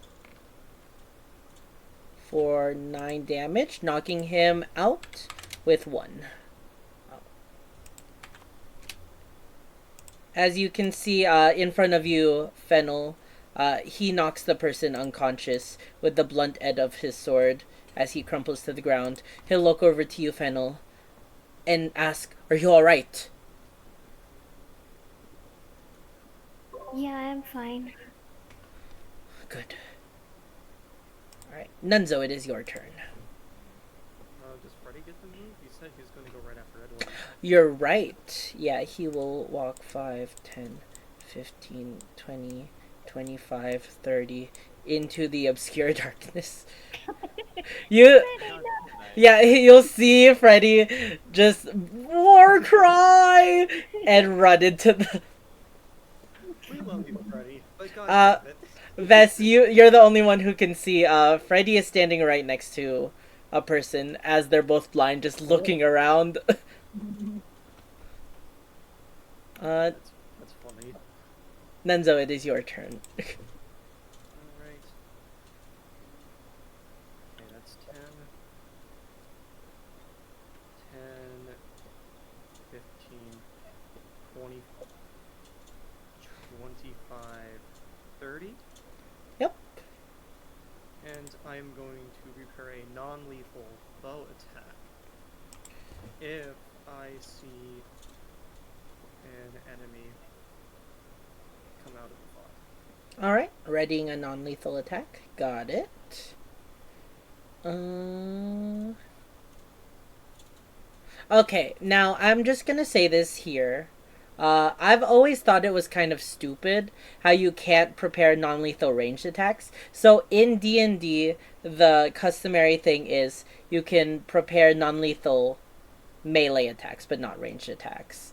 Like, I understand why they do it, but also at the same time, you can just shoot someone in the foot, right? Yeah. Right. So I will say here you can do non-lethal ranged attacks. That is a rule that I am doing in this table. Sound good? Shoot him in the big toe. All right. Stinky toe. And now these guys act. All right. So this guy right next to you, Vess, will try a swing. It's at disadvantage, but he will try one as he swings blindly. Not that pinky toe. Does a 7 hit, Vess? A 7. Just barely misses. Too bad for him. This guy, Vess, you see him swinging at the pole, at the banister right in front of you. And that even misses. And lastly, you see this guy try to swing at Freddy. Blind. He rolled 2 15s. That will fortunately hit. Doing... Wait, he has advantage. He has advantage, but he couldn't attack. But it says on the saving throw or something. No, it was just against his armor class. Oh. Oh, wait. Why is Freddy's HP not showing? I can't see Freddy, Edwin. no. Don't Yeah. forget Freddy has 14 HP. Nah, he's been training. He's been Gilbert training. never did with him. Yeah, Actually, he did it like twice because he wanted to go on his phone. Let me just make sure it's seen for everyone. Visible to everyone. And you can see Edwin's HP, correct? no. No. Got it. Oh, he Awesome. has been training over double. Yes. He almost has more than us. Damn. Almost. And he will take... Oh, dang it. Where's my d6? I just was holding it. Oh, it's right there. 4 piercing damage. Oh, that does nothing. I can't see Edwin's HP. Yeah. Yeah, let me go fix that. Mr. I think 55. Oh no, it didn't upgrade his HP either. Man. Gotta fix that.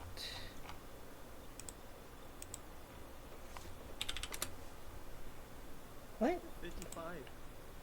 That's not wrong. That's not right. I rolled... Your favorite number? Well, that is right, but his sheet should change. There we go. I still see 55. It'll update. But just in retrospect, how much HP does he have so we know? There we go. Oh, Oh, never mind, 65. But alright. That's a lot. Yeah. But after that, those 3 moved. That guy got knocked out. Vess, it is your turn once again. Alright. If I move, will this guy get if I move out of range, will this guy get an opportunity attack? It will be at disadvantage, but he can try. And also...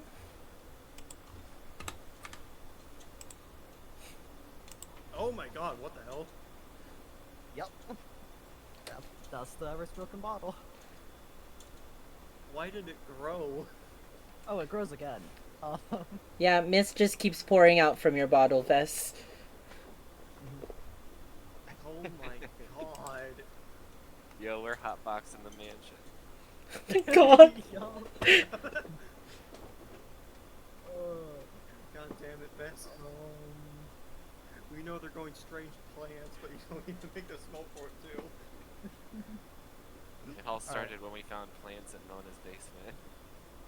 go. I will do a non-lethal psychic blade against the guy next to Freddy. All right. Okay, that is definitely non-lethal. Yeah, it just barely misses or barely hits. Am I close enough for that? Can you use your psychic die? No, I was staying for like a Fennel's tragedy. You can, but Fennel has full tragedy right now or full bardic. Yeah. The story of this party. At least wait until I use one before I give it back. All right, second bonus. Yeah, that was for a bonus attack. And this is also non-lethal, I'm assuming. Yeah. All right, that does hit. Okay. 8 damage. 8 damage. You're able to knock him out. I'll say you do enough damage where he is stunned. As you pierce the dagger into his side, and it just mentally affects him, and now he is unconscious. Man, wrong one. There we go. No, I was doing it against the guy next to Freddy. Oh, the guy next to Freddy, my bad. So this guy is still up, but that guy is now unconscious. I'll say everybody, you can hear a big thud in front of you as you are also now all enveloped in this dense fog.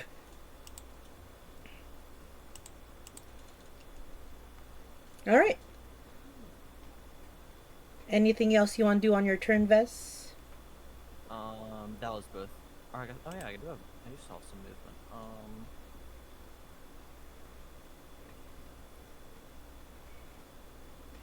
Yeah, I'll move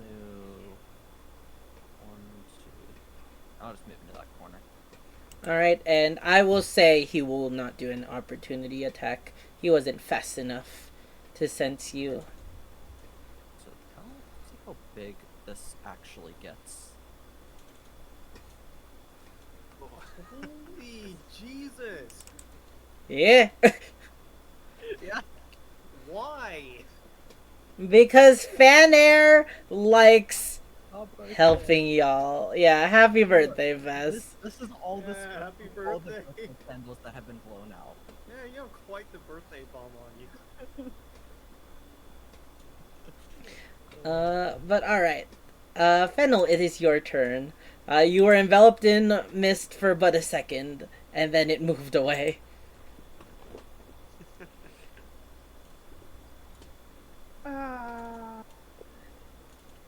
This guy's still up, isn't He is.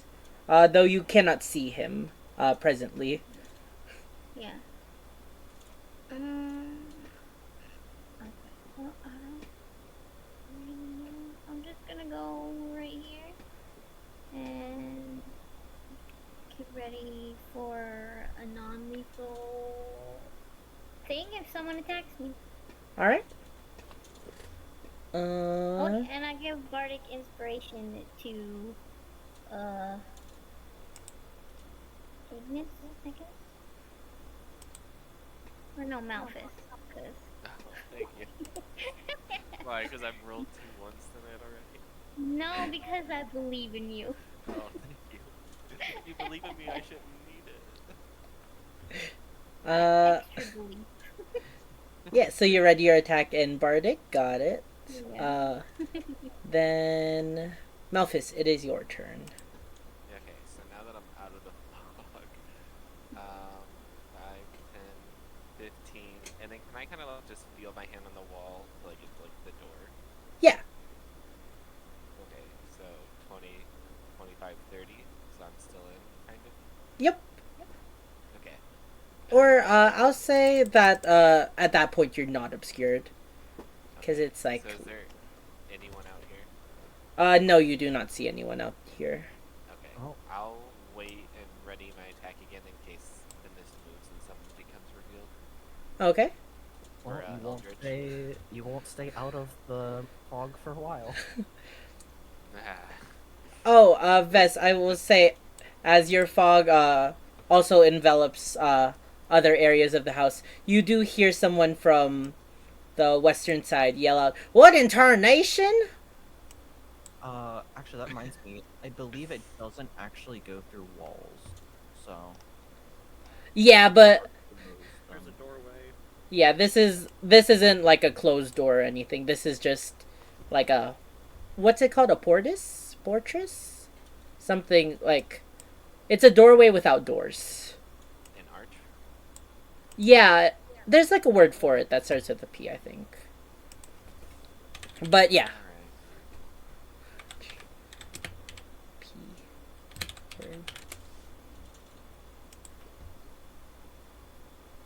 Give you bardic inspiration on the Google search. Is there anything else you want to do on your turn, Malphus? No, that's all. Alright. Google just says Ignis. a cased opening. Ignis will also 5, 15, 20. And stand right before, or at the edge of the fog. Now this guy, 2, 14. Edwin will rush into the fog. 10.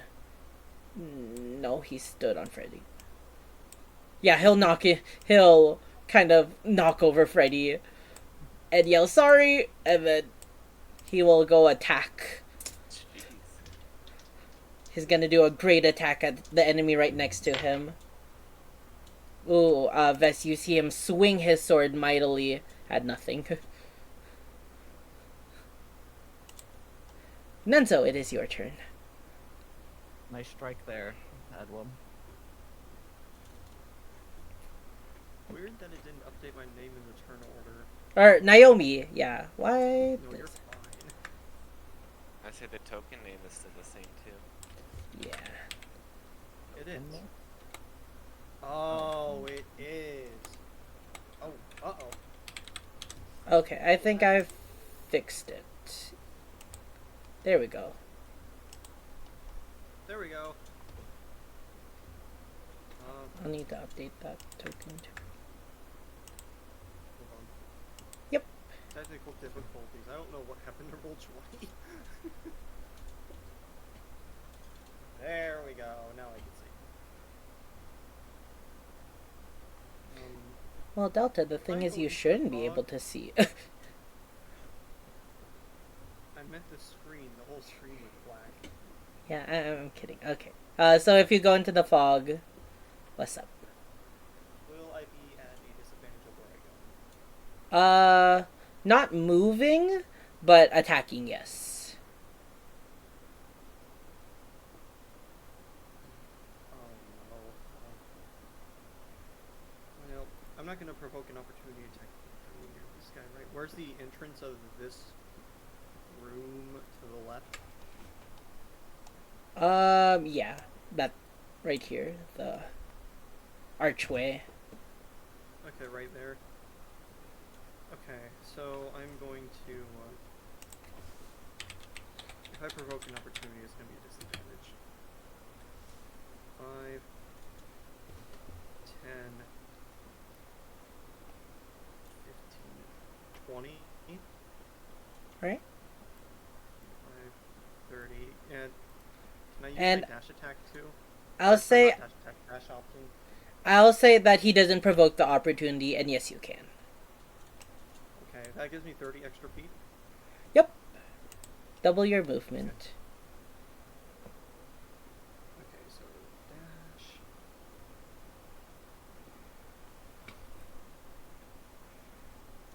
Yeah, sure. I will go straight across. Okay. And you are right outside of the fog, and as you step out, you're able to notice that somehow you made it from the foyer all the way into the living room, where you see a sight. You see the fog, but over yonder, you see you see a ranch hand person. You didn't see them prior, but you see a farmer type person with a bandana over his face covering his appearance. He has just thrown a net upon Grib, the lizard folk. And you hear him say, "Where you running off to?" Is he distracted by Grib? Yes, he hasn't taken notice of you. Okay. And I'm not going to say anything. Alright. And with that, this guy will move, or it is these guys' turns. Move 5, 10, disadvantage on Edwin. That's a Hitting that 7 and a 4 on the attack for him, and they do nothing. That's funny. Vess, it is your turn. Freddy, don't forget him. Oh wait. Alright. Oh. Never mind. Yeah, Freddy, Now you're actually, yelling at you're right. somebody for a second. Here, I'll just put Freddy in initiative order right next to him so I don't forget anymore. Yeah, sorry, I'll retroactively do Freddy. And since he's doing it at disadvantage with advantage, it's a normal roll. For his... Oh, okay, he actually hits. Freddy... will actually hit with his dagger. That's a d4 plus 1. Those were all my d4s. There it is. For 4 piercing damage. As Fess, you can see proudly, Freddy takes a very well stance and punctures the one guy right in the kidney hole. Just kidding, kidneys don't have holes. Until now! What? How did things Wait, go he now? killed him? No, he didn't. Oh, okay. Just punctured his Not a kidney. kidney. Hey, Look, I think you only need 2 of those to live. Or, wait, no. Damn it, I messed up. You only need Or, 2. Depending. Forget what I Yes. said, okay? Let's continue. Vess, it is your turn. Although I As- don't think I actually even have any. Vess, starting at your turn. I mean, it's so good, but at the same time, why? Yeah, so that's how much smoke I have now. That's a lot of smoke. Yeah. Oh, vape mage. Smoking. I didn't realize this was a high school bathroom. Okay. Oh my god. I'll attack the one that's just next to Edwin. Alright, Non-lethal. got it. A 9 will not hit, unfortunately. A bonus attack. Do the same thing. A 21 will hit. Okay. I mean, the bonuses are helping them. For 7. Alright, you're just able to knock him down to 1, which makes him unconscious. Wait, so they fall unconscious, they reach 1 HP? Yes. Because if you knock them down to 0, They die. yes. Okay. Yeah, okay, that's it. But that's only for lethal. Or for non-lethal. If you knock them to 1 HP and planning to kill, they're still up. Does that make sense? Okay, yeah, that makes sense. Yeah. Alright. So that was your action and bonus action. Anything else you want to do?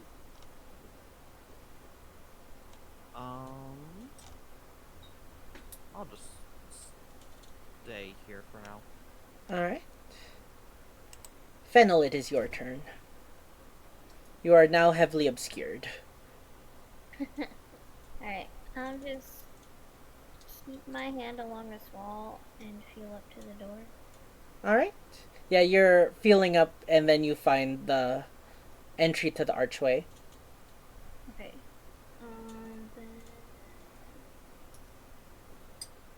Then...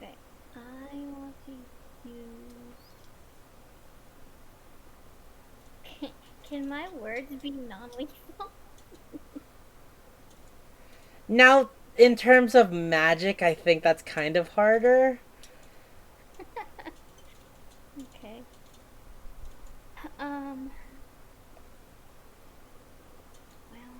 okay. I guess I'll just get ready to be attacked then again. Alright. So, readying an action if something moves at you, Yeah, you'll attack.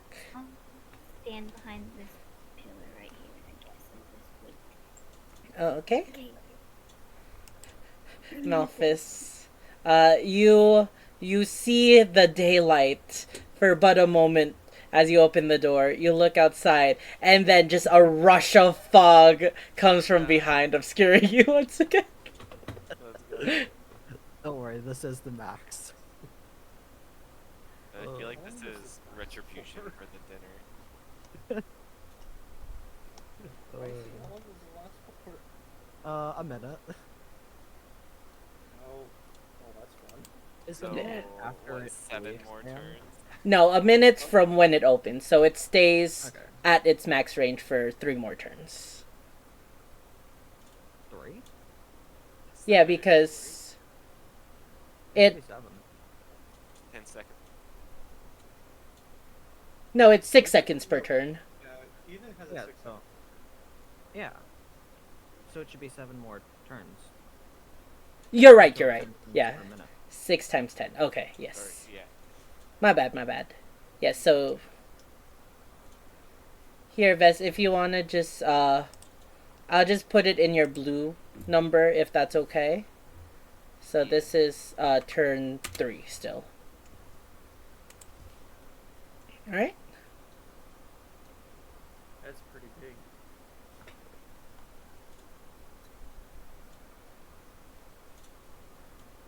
Sorry. Homebrew weapon or homebrew item.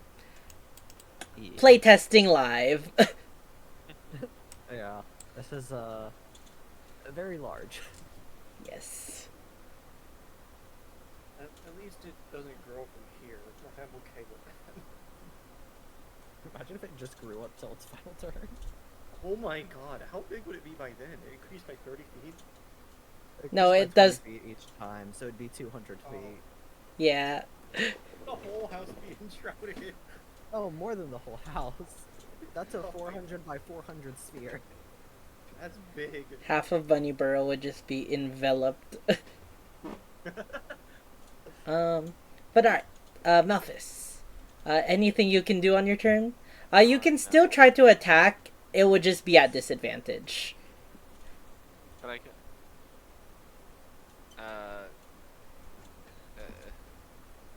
I will sit here and wait patiently. Alright. Ignis will move 5, 10, 15, 20, 25, 30. Just holding onto the door while Ves, you even see as Ignis does this, you see him bump his head, tilting his top hat just slightly as he runs into the wall. Alright. Is 14 guy. No, okay, it's just 2 guy. Edwin. Will... Teddy boy. Yeah, he will attempt to strike as he feels presence around him. That was cocked. So that was 8. Why did I roll that in person?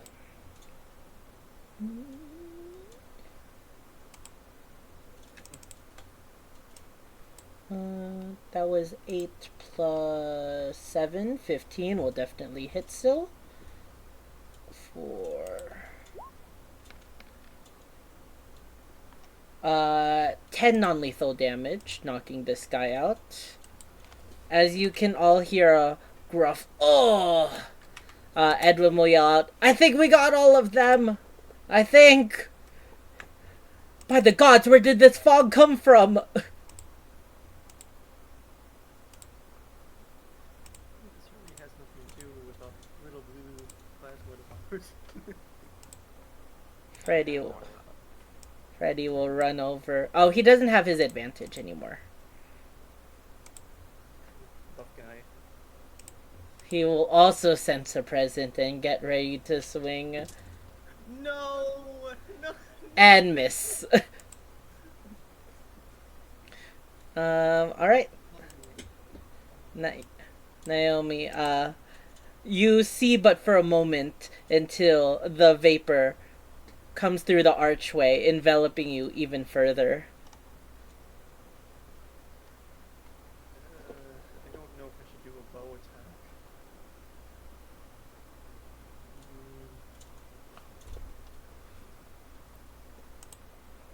Oh, I forgot to reveal this guy. But he's in the fog.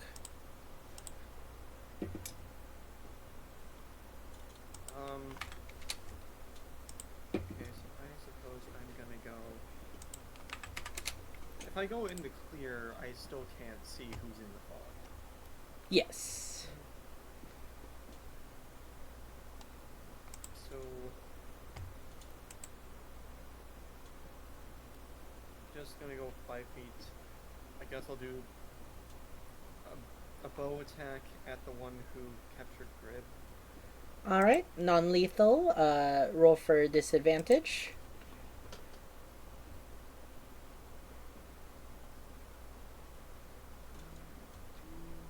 Like this. Oh 19? my god! Still Oh. hits. Okay.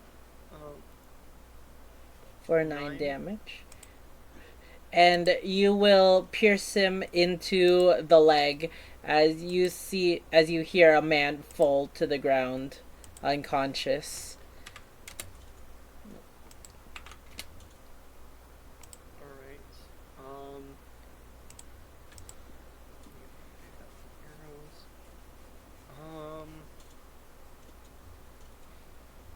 Alright then, I guess, since I have 20... I won't be able to tell it's Grib right there, right? No. Unless you get, like, close to him. It's, like... I'm working it out where, like, if you either recall where they were standing beforehand, or if you get to a present, like, if you sense a presence, like, right next to you, there would be, like, a vague impression, but... Right. Well, you Will I did be see able Grid to, getting, like, He's in a net. Yeah, so I'll say that you can surmise where he is. Okay, I can't take an action to remove the net, so I guess that's gonna have to wait. Right?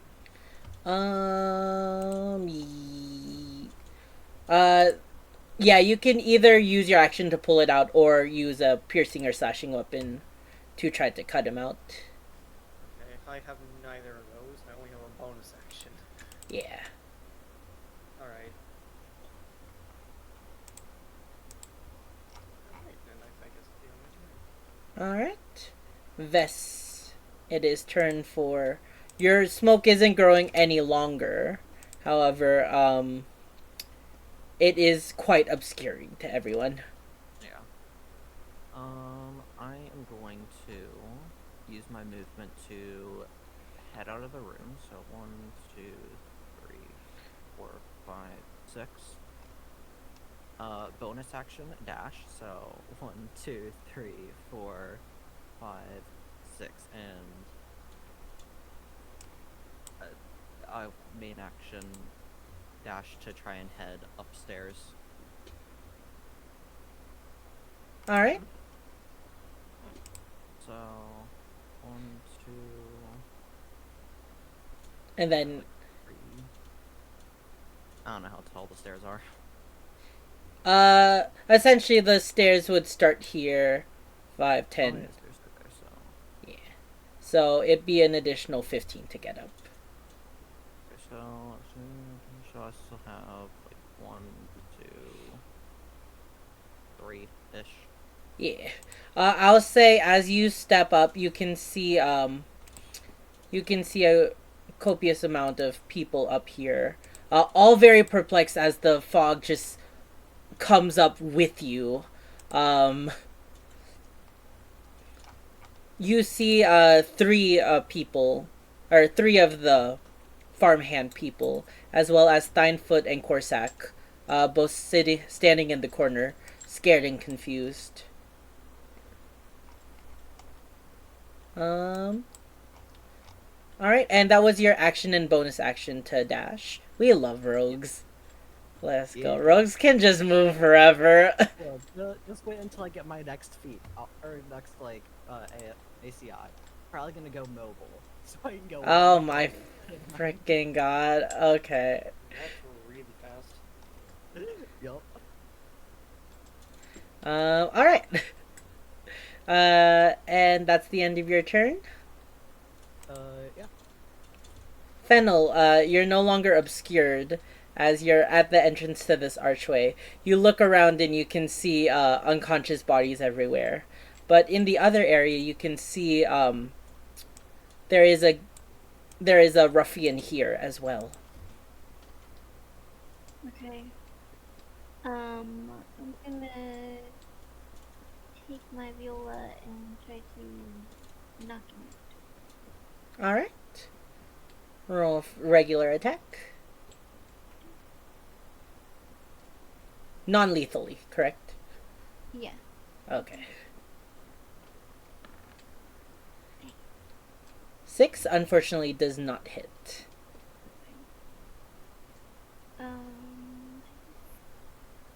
Wait.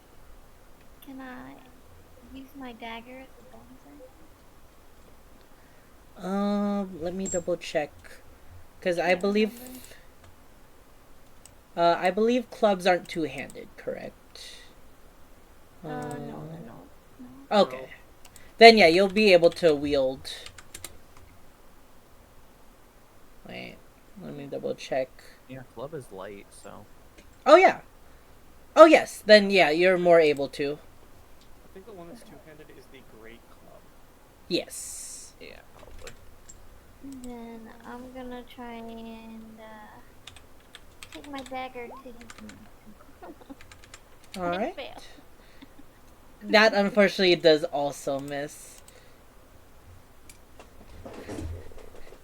Yeah, they don't have high AC. They're just farmers, but unfortunately, those do not hit.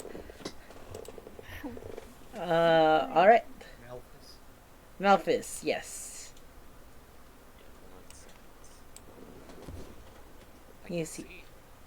you can see, and away you see no bodies or no conscious bodies. people. You just see bodies, unconscious on the floor.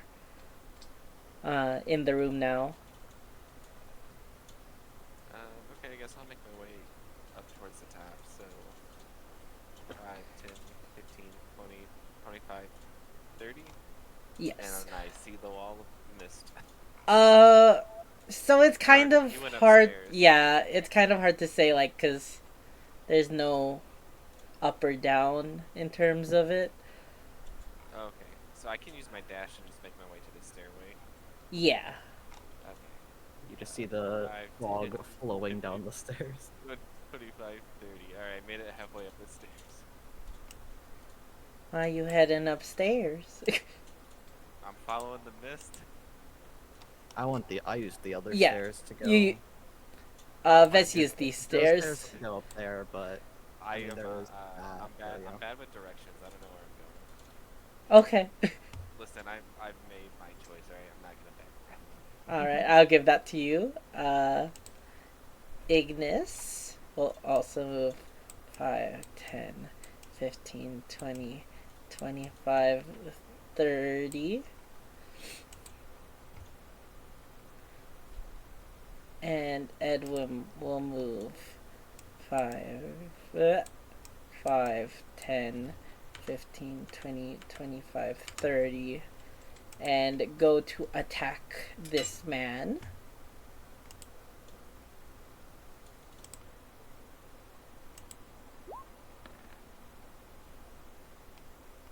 And actually miss. Fennel. Listen. He can't hit all the time. I I know. It's I mean, just with a plus surprising. 7, like.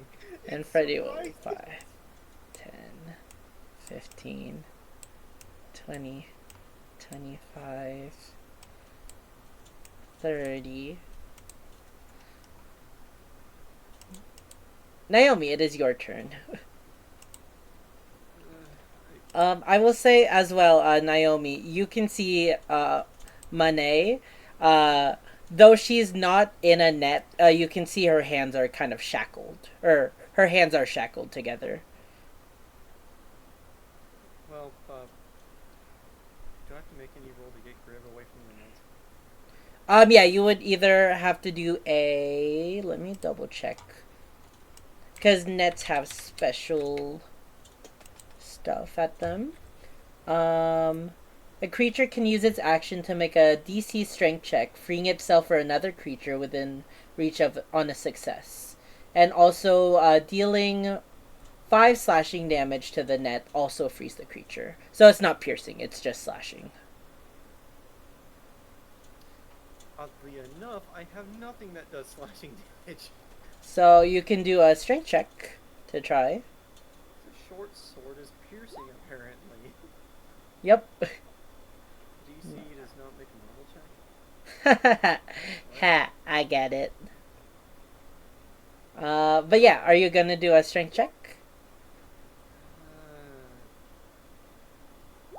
It's really not the best idea that I do that.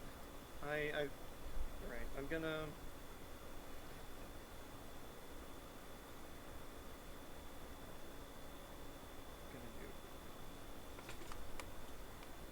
move my character. Move 5, 10 over here, and I'm gonna take a non-lethal range attack against this guy. Okay. I better just take care of the threat while it's still standing.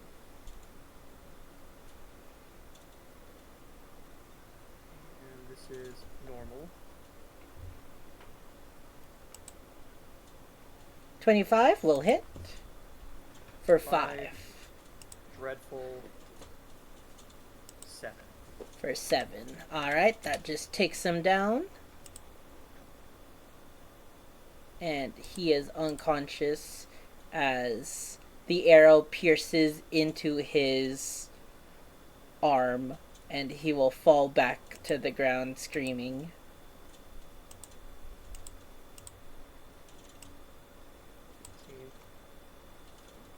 And he'll yell out to you all, "Why are you doing this? We're trying to save the town!"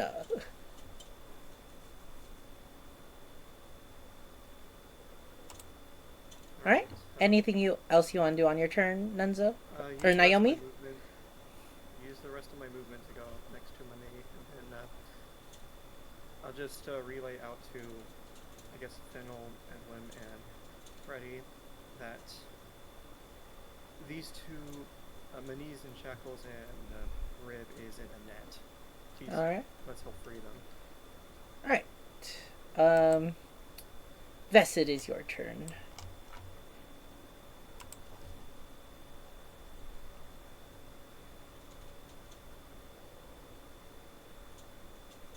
Forgot I was muted. Because All I'm good. lightly obscured, does that activate sneak attack? It would. Nice. Alright, I'll start Wait. by targeting... Let me double check the blind condition. I can't see an automatic. Yeah, I mean, technically, blinded means that they can't see and automatically fails any ability check. I would say it would still require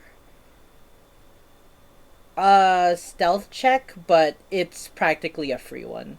So you would need to still do a stealth check to activate sneak attack. Yeah, Or- I'll do I'll bonus action stealth them. Okay. I might have to read into how things work with that. That might change and you might get it for now, but for now let's just go with that. Is that okay? Yeah. Okay. Yeah, I'm fine with that. So, That was my bonus action for stealth. All right, you obviously Oh. succeed. Yeah, 19 is probably enough to hide from all of them. And then I believe also with... Yeah, when I throw... If I miss an attack, it doesn't reveal my location, so that's good. I will then main attack that one, All right, non-lethal. 19. I mean, since you are stealth, you do get advantage, but yeah. Oh yeah. Well, sure, I'll try for the crit. And that's why you try for the crit, guys. That's why you try for the crit. It's non-lethal, but yeah. Yeah, that's Let's see how much damage it does. All right, That's 19 damage. 19 damage, and you are able to knock him out. Yeah. So that's... I will then... And hearing the screams of agony from the guy, you'll hear Thinefoot yell out, "Who is that, friend or foe?" I'll yell back friend, and then I will move 5, 10, 15. Alright. And end my turn there. Let me double check what these guys' initiatives are.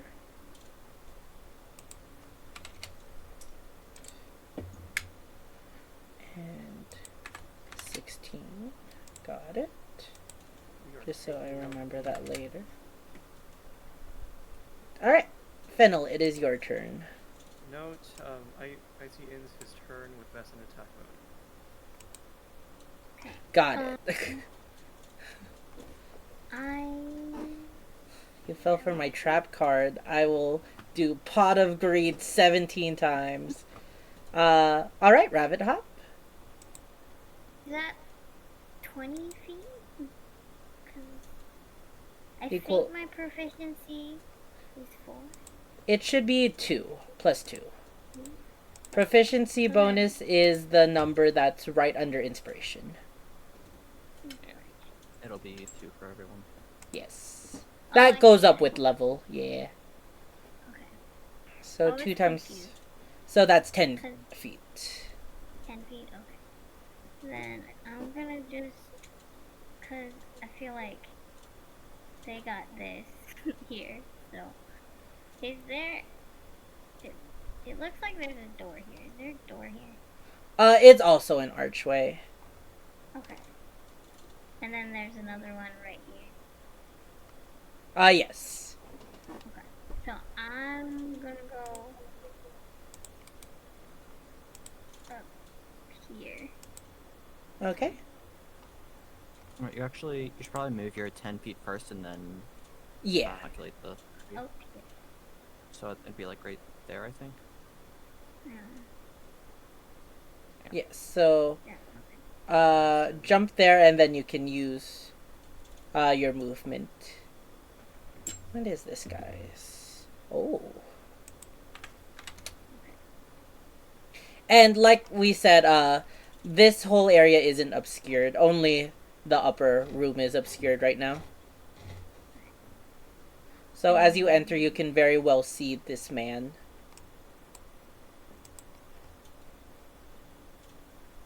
Oh, it's not fog? No, it's not fogged. Just, Okay. Can he see me? Yes.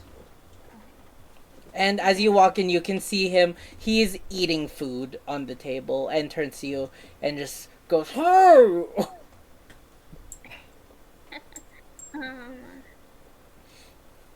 I guess I'll just wait for him to attack me because I can't do anything else. Alright.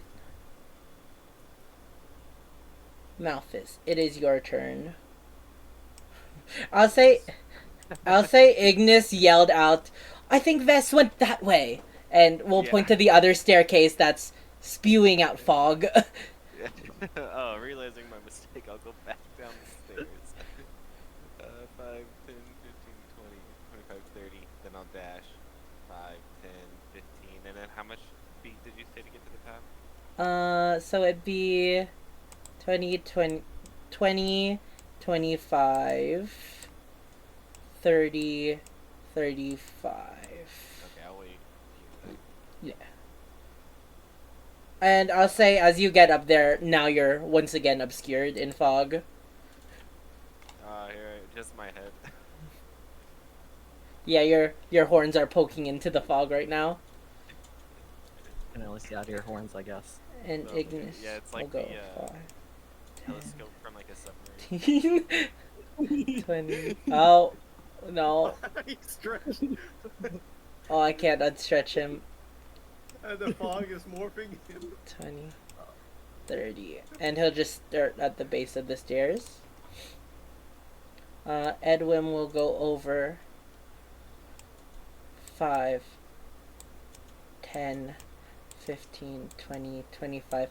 And he will say to Monet, please let out bring out your hands and be careful for this. As he will try to strike the chains with his blade. Which will do damage, but will it do enough?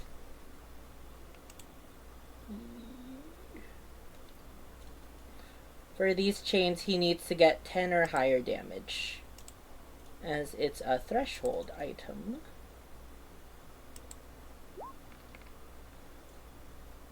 Yeah, he strikes with his hands. He tries to break it, but it bounces off of his blade. What's he only doing? I assume that's one-handed and two-handed.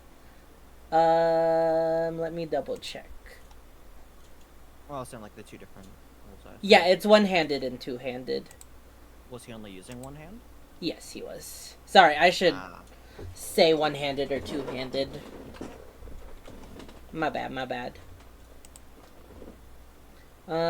I will say, Edwin is using his shield in his other hand, so his AC is higher. And Freddy boy. Oh, wait, I forgot this guy. He should have gone before Edwin, but that's fine.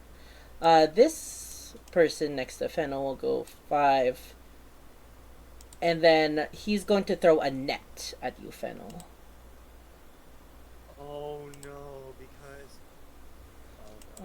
That is a ranged attack, and he got a nat 20. Oh. So it does... But I have... it's not against your... It's against your AC, unfortunately. But yes, let me show you. It doesn't do any damage, but a larger, smaller creature hit by the net is restrained until freed. So you are now restrained. Oh, I used the wrong thing for grip. Oh, no.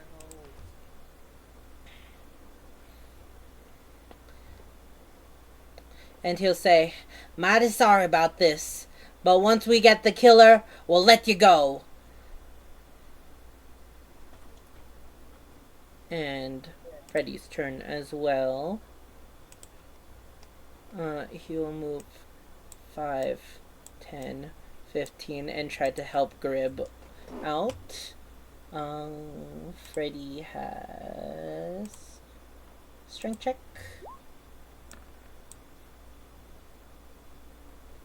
Yeah, Freddy is able to heave the heavy net off of Grib, unrestraining him.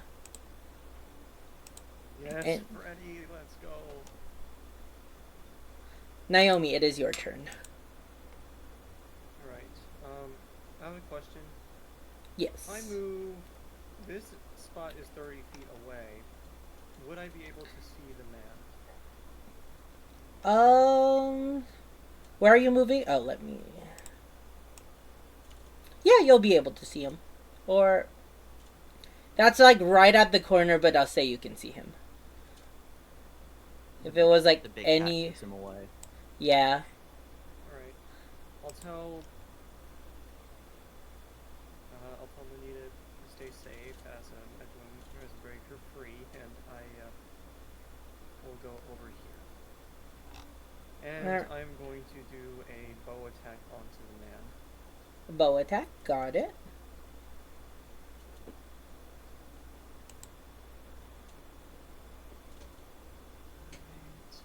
Non-lethal? Non-lethal. I'm just letting you guys know in the future. This chapter 1's still tutorial. When we get into more stuff, I won't be asking all these questions. Non-lethal with dreadful 7. 7 is just enough to also take him out. Actually 7. Yeah? And you're able to pierce him right in the hand that he threw at Fennel. And you'll hear him yell out and fall to the ground. Come on! That was my good hand!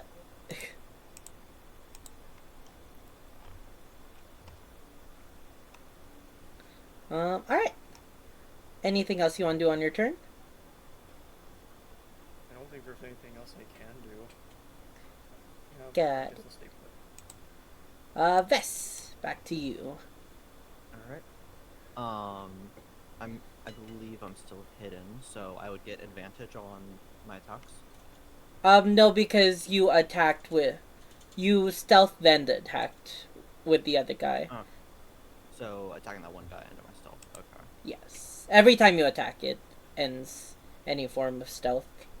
Even assume- invisibility. Yeah, I assume this guy, I don't get the sneak attack because Malthus is too far down on the staircase. Yeah. Okay.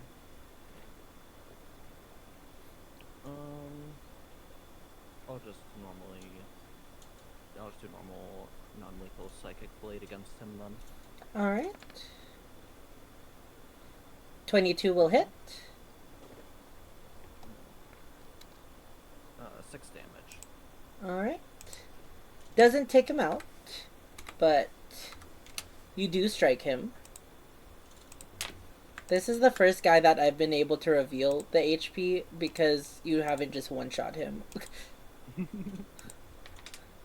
And then I'll do a bonus attack psychic blade against the other one. Got it. Non-lethal.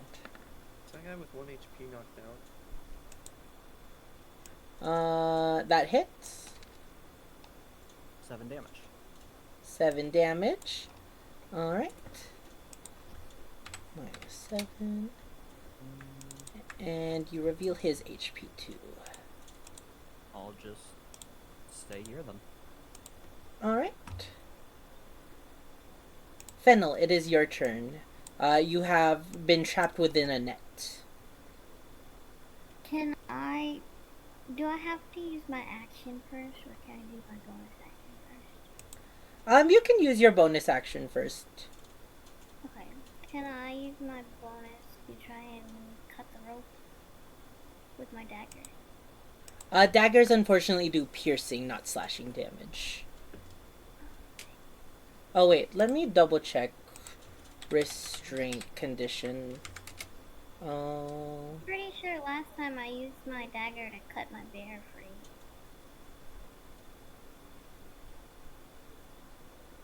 But Restraint. maybe not. Yeah, you can still do bonus actions. Oh, okay. I'll just say for the effects of being restrained, restrained creature's speed becomes 0 and can't benefit from any bonuses to its speed. Attack rolls against the creature have disadvantage, and the creature's attack rolls have disadvantage. Creatures have disadvantage on dexterity saving throws. So I can't use my dagger. No, you cannot. Then I will just yell at Nunzo to get me out of this stupid net. You could try taking it off yourself, as an action. Oh wait. It is a... Strength, that didn't I? Yeah, it would be a strength check. I Also, you mean, don't I know the might. name Nunzo anymore. I might as well. Oh yeah, I forgot. Let me try. Remember, strength check, not strength saving throw. Oh, good job. Wait, is that right? Yep, Yep. you got it right. And also, you're able to easily heave off the net.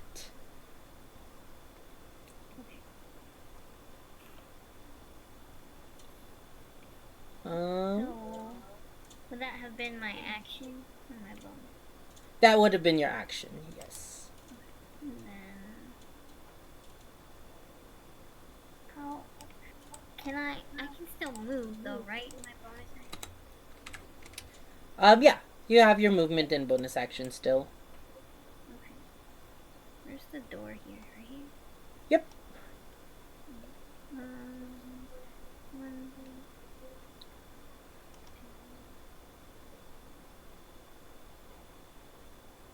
I think I can go here. Yep. Why is everyone And coming up here? you just see Ignis. Oh wait, that's 15. Wait, do I make it up the stairs?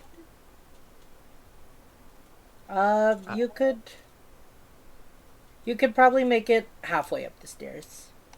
Okay, then I'll do that. You don't need to come up the stairs. You already see Ignis going up. You might be able to see Malthus's feet, and you see the smoke. So Where everybody's going, that's where I'm heading. Yeah, I'll say you get up to here. Oh, okay. Alright, then that's it. Alright, let me just double check. 16, got it. Malphus, it is your turn. Yes. I don't know what I'm doing. So I guess I'll finish my last couple steps up the stairs. 5, 10, 15. Yep. And I'll just feel along the wall. Alright. Oh, there's a plant there. Do I sense this guy? Yeah, I'll say you can get the vague sense that he's there. It would still be at disadvantage, of course, but... I'll be a team player, and I'll non-lethal hit him with the short sword. Got it. You summon your spectral blade. You know what? It's smoky. I can't really see. I'm just gonna swing. I don't care. Yeah, okay. Short sword. Disadvantage. A 9 unfortunately does not hit him, as you feel your blade make contact with the plant beside him. I was about to say, can I hit the plant? Yeah, you do hit the plant. Roll for damage. Alright. Plant damage? Yeah. You do 5 million plant damage. You do 6 piercing damage. 6 plant damage, let's go. The plant in 2. Yes. Yeah. Plant I damage. technically killed something. nice. Alright, I'll end my turn. You don't get any bonuses with that, with your thirsting blade or anything. Just... Where's my my plant killing milestone? Huh? Oh, you could add it to your sheet. Yeah. Achievement, Alright. plant. Do it on like the second page. I think there's one for like additional feats and traits. Hell. Just Alright. plant kill plant count. murderer. I'll end my turn. Alright. Plant Ignis. 5, 10, 15, 20, 25, 30. And he will... Does Ignis have anything that he could do right now? Does he have his mockery?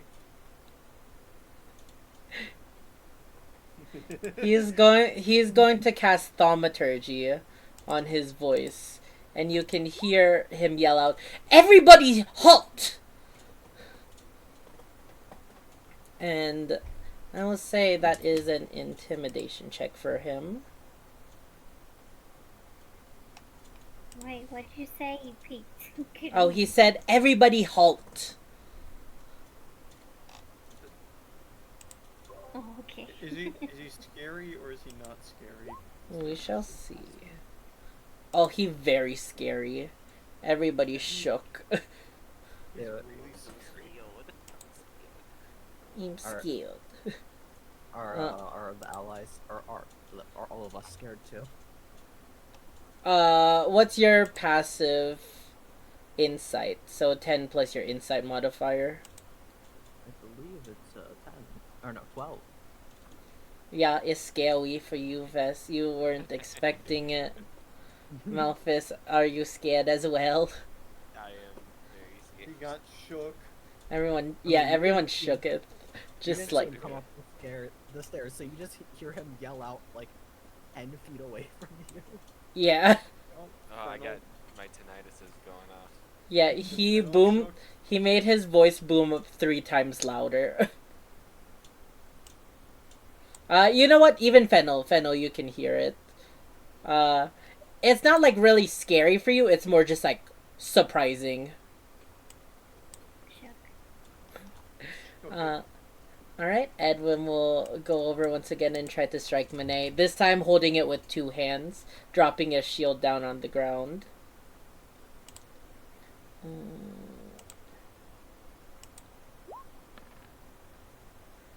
Dealing damage. Are you? Edwin's not having the best day. As he tries to break the weapon once again, but it's not working. Master Edwin, let me try. And Freddy will walk over. I don't even think he can break it with his dagger, but he will try. Please let Freddy crit this. Oh, if he crits, yeah. Ready? 17, he will still do damage, but yeah, it doesn't break. Alright, Naomi, it is your turn.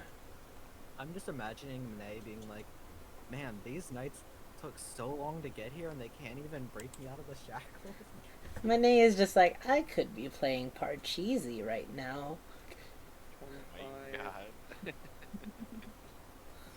You know what? Same. Do I have anything that can do just enough damage? No, the only way is if I max out the short sword. There's no way. Should It I takes go for 10 points of damage to break it. Exactly. I have a 1 in 10 chance of getting it. Or 1 in 6. I mean, you can try. Can I add psychic damage to Unfortunately, I think it's just physical damage itself. Am I gonna need to, is it gonna be like after the battle, I'm gonna need to come over and pick the lock? At this point, it might be. I don't know. There's also another thing you could do, but just do whatever, Naomi. Whatever you want to do. I don't know if I have anything that could technically pick the lock.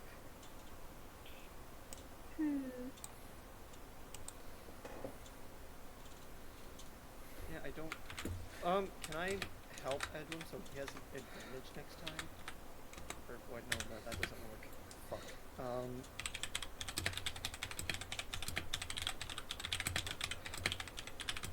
I don't know what else to do here.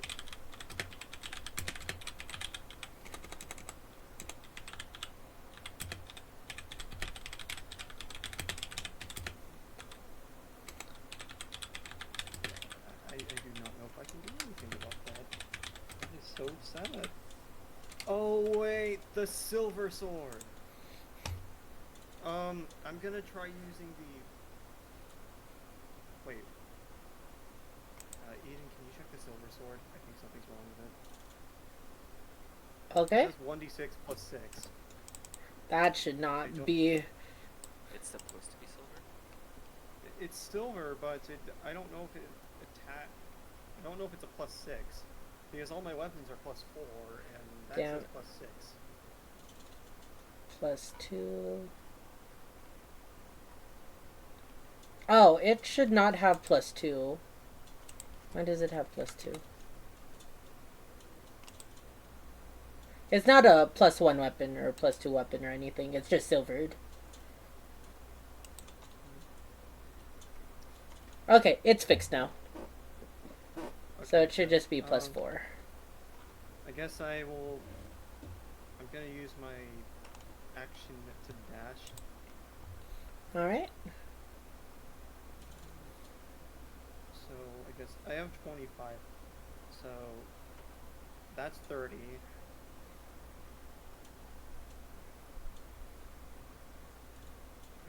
a good overall with 2 table. And that's rolling my turn because I have no bonuses that will work.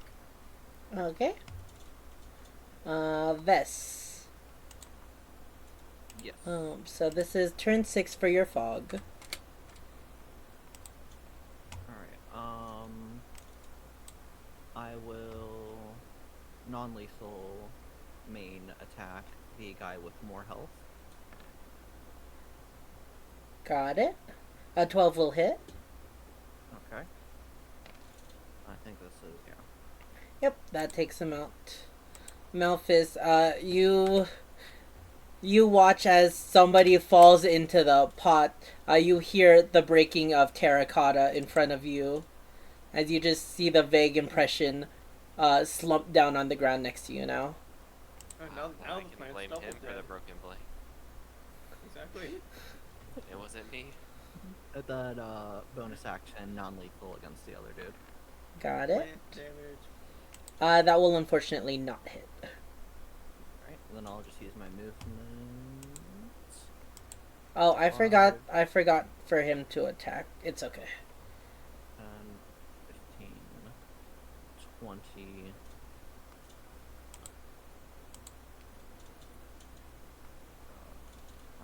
25, 30. If Plant it's damage. Yeah, if it's okay, may I retroactively have him attack right now? Because he would have gone right before you, Vest. Alright, he's gonna move 5, 10, 15, and go for a strike on Ignis at disadvantage. That is a 7. It will not hit. Alright, yeah.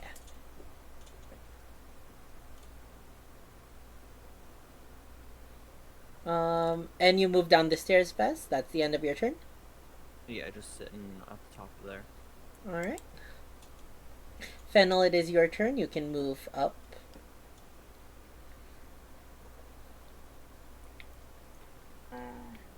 They're in the way though, aren't they? Can't you get past them?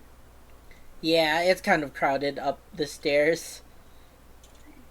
I want to. Okay, I'm gonna move here. That's 5, and then let's go this way. Okay.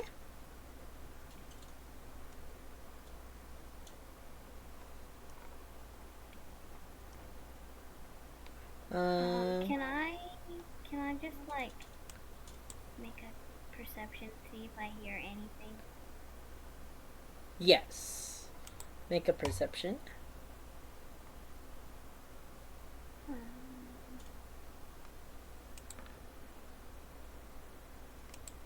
23. Yes, you can. You can hear noise almost like what do you call it? Furniture being thrown around up the stairs over yonder. okay, but nothing like this on the right hand side or around me. Not directly around you, not in this area, but up the stairs. Okay. You can al- Wait. Huh? You can also hear stuff directly above you, but you assume as much. I'll just wait here and be ready in case something comes at me. Alright. Malphus, it is your turn. Yes, I will. Oh wait, this guy. I will try and swing at him. Alright. Roll for the attack. No Disadvantage. disadvantage. A 10 will just hit, unfortunately. Wait, You mean miss? Just miss, sorry. It will just hit, unfortunately. Yeah, unfortunately it just, sorry. alright. I guess we'll do Alright. Oh, jeez. Alright, well, I'll stand here and twiddle my thumbs. Yeah, 11. Ignis will try with a rapier attack, also at disadvantage. What? Wait, that might actually hit. What is his thing? +4, 7 +4, 11. That hits. And non-lethally, he will do just enough to knock him out. And the guy will scream out in pain and fall to the ground. And in the obscurity, you can hear Thinefoot's voice. Oh, thank you.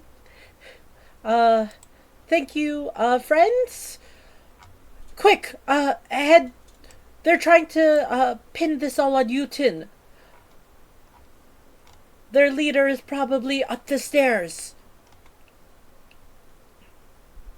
And Got he'll it. yell. Yeah, he'll yell that out to the three of you. Fennel, I'll say with your perception check, you can also hear that. Okay. Just barely audible. And with that, Ignis will... Yeah, he'll stay there. Edwin, you can see Edwin is very... Oh, nobody's seeing this. Alright. Got this. Wait, I'm gonna roll if he hits first. Edwin is frustrated, taking both hands. Will hit. With both hands. Come on. No! Edwin! He's really trying his best. They're very good chains. Whatever dwarf made this is amazing. Freddy will also hit, but he won't do enough damage. Naomi, it is your turn. Okay.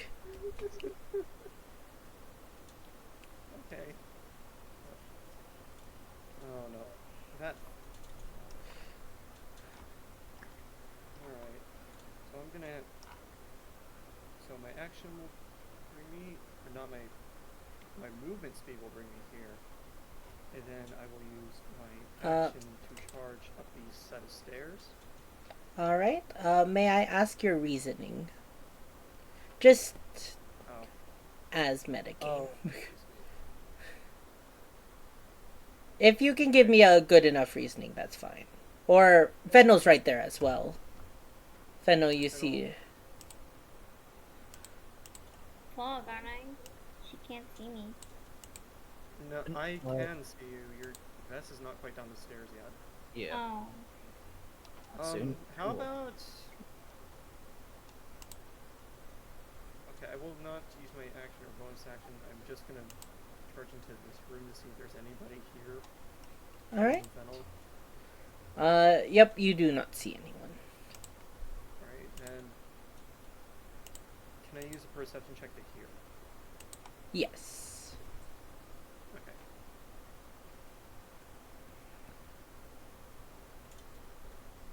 Because I'm just scouting to see if there's anybody around. Perception of hearing as advantage. Alright, yeah, you can hear what sounds to be like, furniture being thrown about, and also yelling coming from upstairs.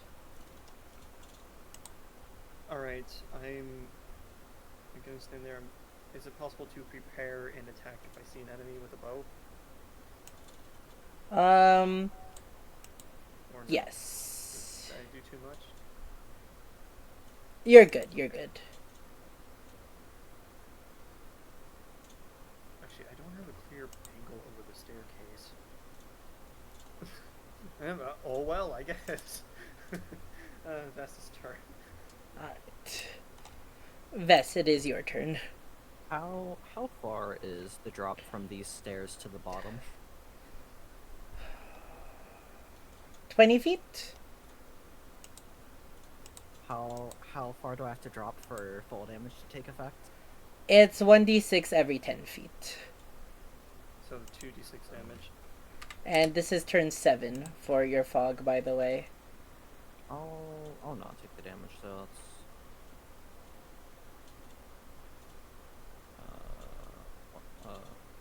10, 15, which is that tile Yeah. too, I believe. Yep. 20, 25, 30. Bonus action dash for. I'll just use the ruler. And now, Fennel and Nunzo, or Naomi, you are in. Action dash. You're obscured. And then I will action dash. So 1, 2, 3, 4, 5, 6. All right. And then that's it. Okay.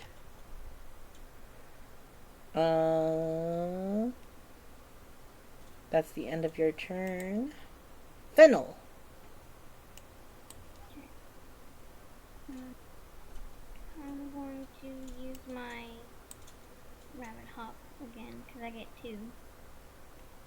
Yes, every as much as proficiency, I believe. 5. So there's 10.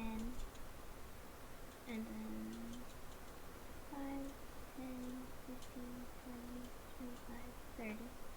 Yep. And that's it. All right.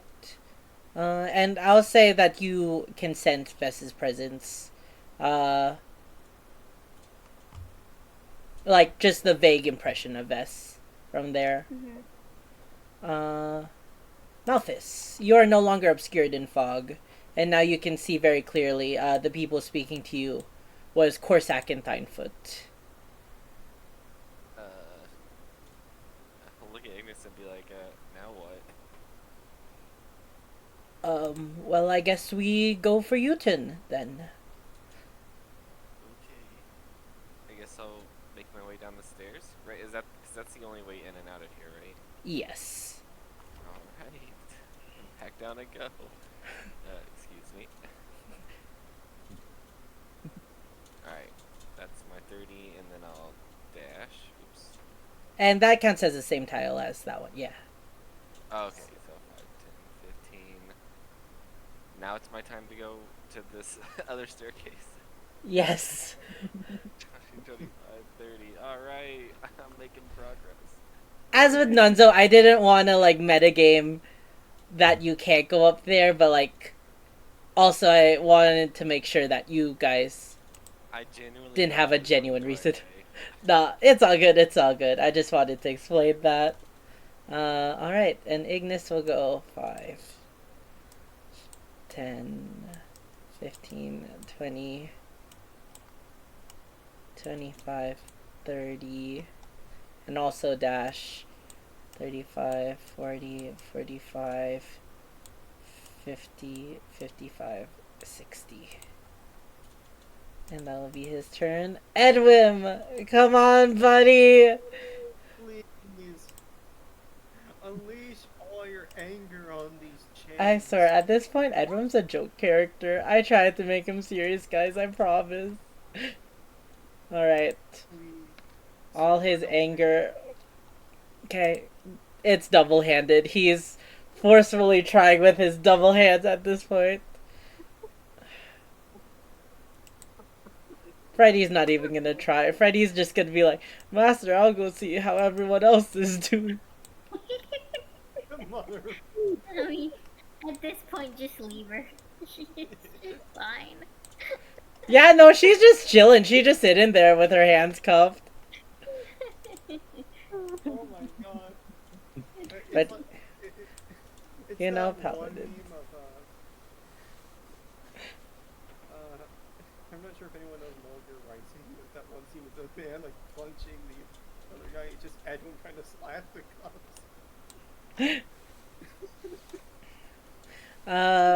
But alright, Naomi, it is your turn. Okay, so, I'll say you guys aren't, obscured in the fog again until you get at the same level as Vess. 4 in 10 chances, by the way. Yeah, he's not having a great night. 10 to get to the base of the staircase. Yes. Okay. Can I get that fast? Yes. That's 30, 25. No, I have 20 more feet. Because I move to 10. 20 to get next to Fennel. And You're awesome! I use my... Oh, we got a raid. Hey, Five Rick, how you doing? That scared me. Welcome to the stream. Sorry. Welcome, everyone. We're just playing some D&D right now. How you doing? My, dash Hi. to 30, so 5. Oh, whoops. Is this a doorway? Yes. I would say if you could see, there are 4 doorways, but or there are 5 doorways. However, you cannot. This is a doorway if I move by it. Yeah, I'll say you're touching the walls and you do feel a door handle. Okay, can I go into this room then? All right.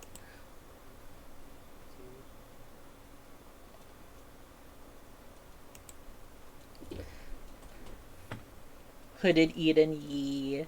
We're just doing our weekly D&D. How you doing, Five Rick? How was your stream? What were you playing?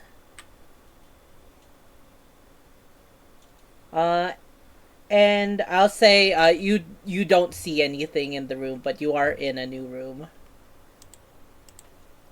Right,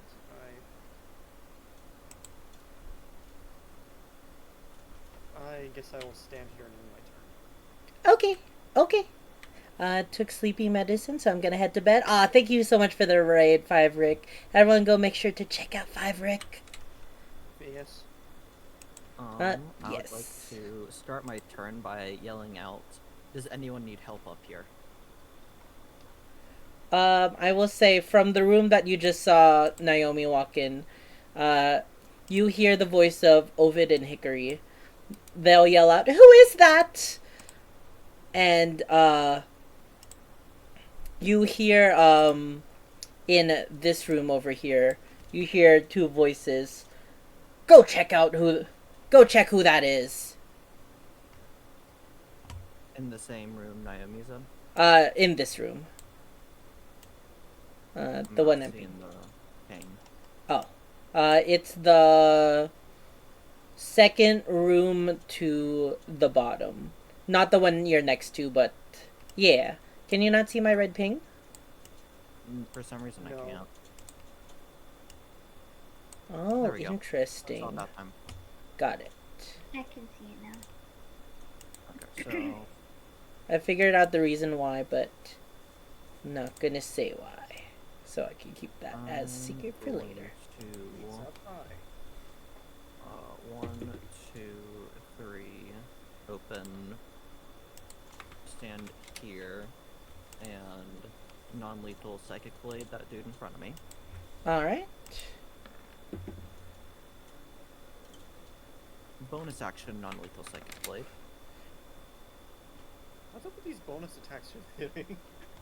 Yep, that does. Alright. So that's 8. damage. Alright. -8. He is still up. You can see. And yeah, just as you walk into the hallway of the room, you just see him at this moment. This dude. Action, so 1, 2, 3, 4. But I will say, as you walk into the room and your mist envelops the whole room, you can hear him, a guy yell out, "What is that?"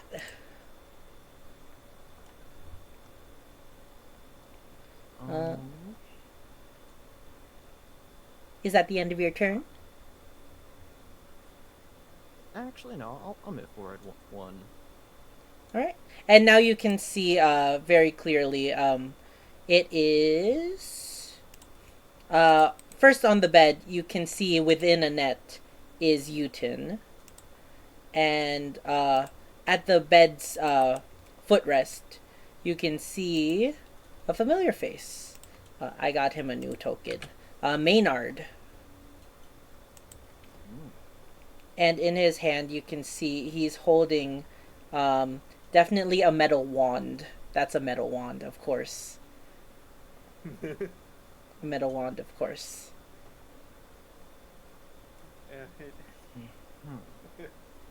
that's a fancy wand you got there. Alright. He's got Snare the from lollipop. Fennel, it is your turn. Okay. Is the rest of fog is still active, right? Yes. Yeah, the door's still open.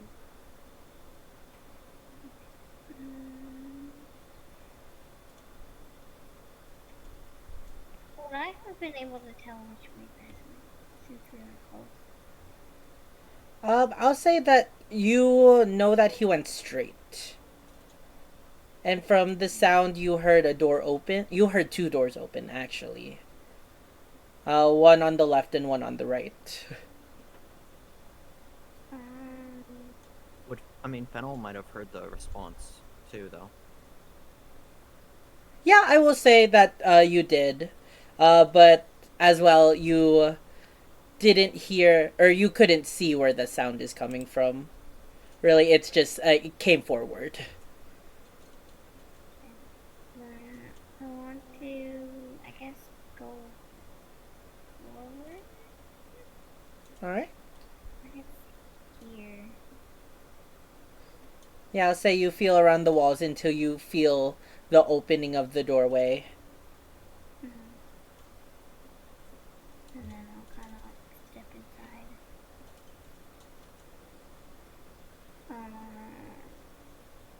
Is this guy's too far from me, right, to be able to tell if he's there or not? Which one? Yeah. You wouldn't be able to sense anyone. You would just be able to sense Vess in front of you. Okay. Then I'll just kind of like put my back toward Vess and be ready in case someone comes at me from the hallway. Alright, ready an attack if a creature moves 5 feet from you.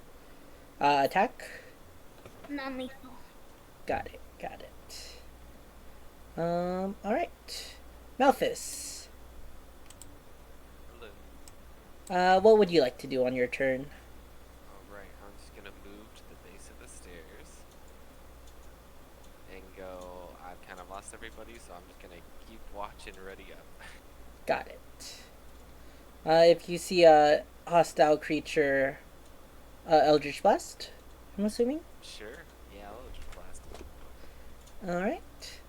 Ignis will move over 5, 10, 15, 20, 25, 30. Pull out his rapier and do the same.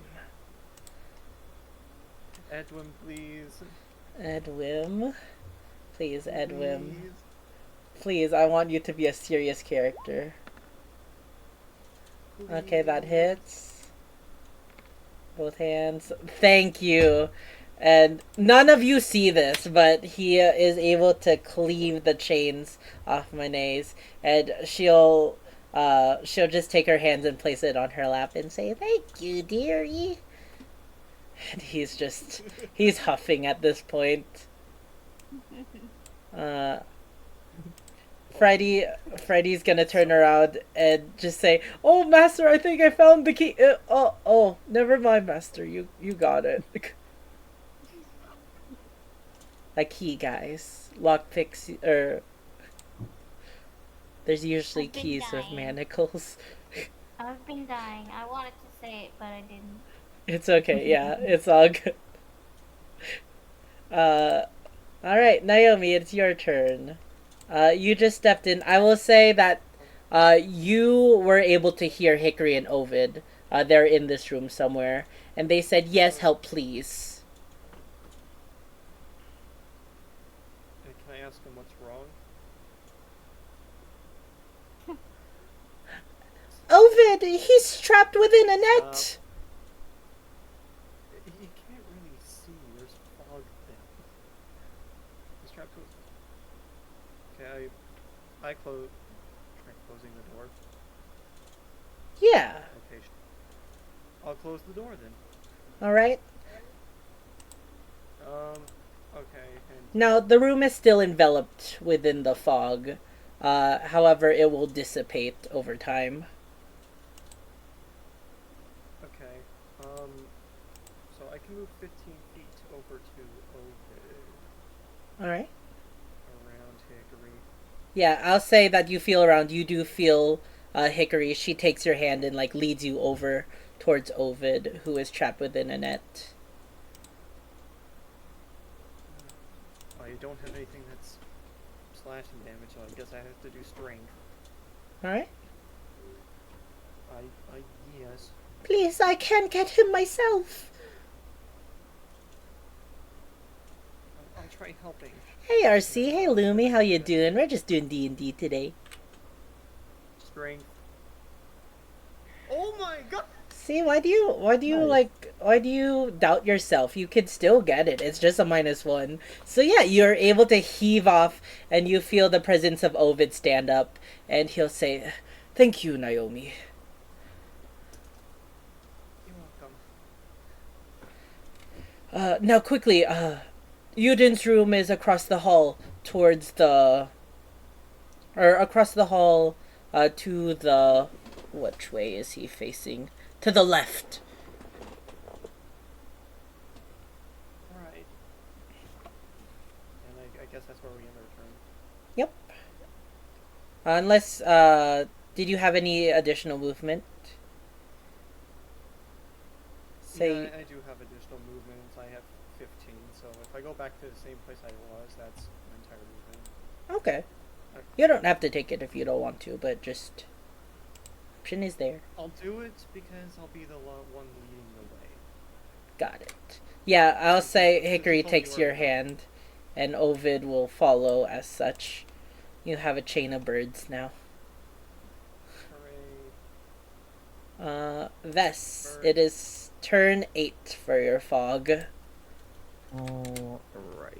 Can I So, say, I never imagined you using fog for this, and I think it's so clever, so props to you for doing this. But alright. I'm going to. Oh, main wait. action- Apologies. Before you take your action, I was actually supposed to do Maynard's turn after Ignis's. Would it be okay to do it right now? Yeah, go for it. Okay. Once again, I'm sorry. The initiative was a little weird because I just have it on the character, because I didn't want to Yeah. reveal all this stuff, but No worries, I get it. There's a lot of characters. yeah. Alright, and he's going to go for at disadvantage, a firebolt.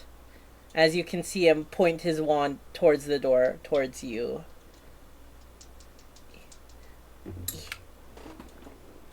That one is Caw. Fire wand. Lowest was a 16.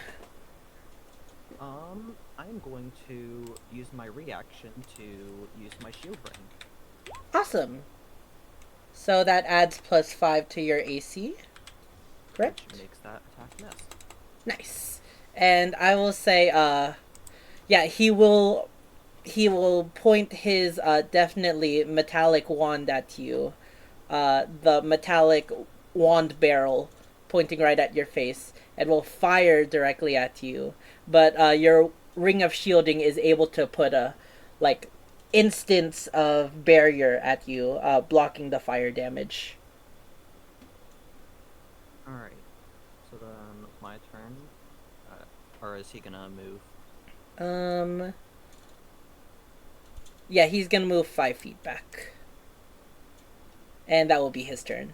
Thank you for letting me do that, Vess. Yeah, no worries. Main action, I'm gonna hit Maynard with Alright. a non-lethal psychic blade.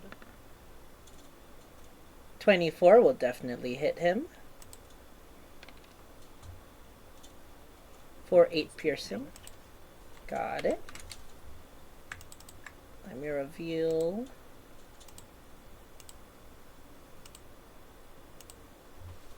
Alright. And then bonus action, same thing, non-lethal psychic. Add him as well. Yeah. That hits. Alright. And 7. And that takes him out. You wanted to do that non-lethally, correct? Yeah. Non-lethal. Alright. 1. And you see him fall to the ground. The wand that he has in his hand, total wand, falls out of his hand as he is knocked into the window behind him. He doesn't like crash into the window or anything. It's just like a kind of window seat area. Yeah. And he'll yelp out. Alright. He's down, by the way.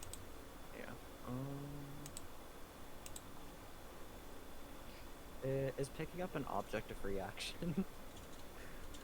I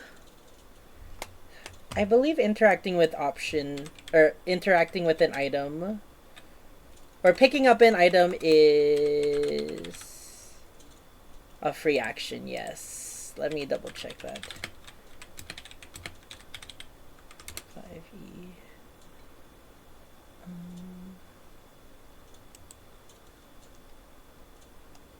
Let's see. You're allowed to interact with one object per turn for free. This means you can draw or sheath a weapon as part of another action, but to do both at the same time. Yeah, you'd be able to, as a free action. Well, 5, 10, 15. I'd like to pick up the fire wand. All right. You pick up a wand of firebolt. Do I put that in quotation marks? No. Or I mean, you don't have to. It's a wand. It's definitely a wand. Fire wand. Yeah, it's a fire wand. Because guns and pistols aren't as common as one would think. They do exist, but this isn't from your initial examination. Yeah, it's just fancy looking. I'll give you the details of that later. But I will say you also see Uten trapped within a net. Yeah.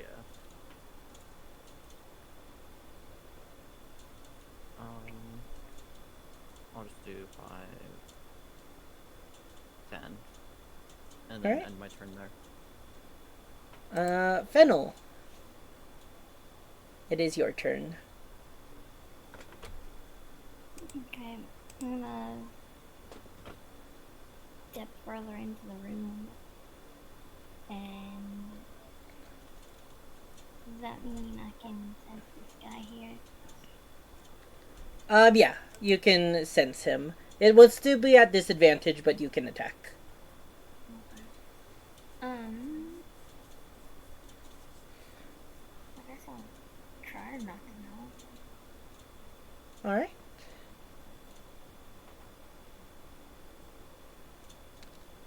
Oops, wrong one. Not 20. Alright. Let's go. Roll for damage. Oh. Okay. Oh, yeah. No, that still hits. 23 and 22. Yeah. Roll for damage.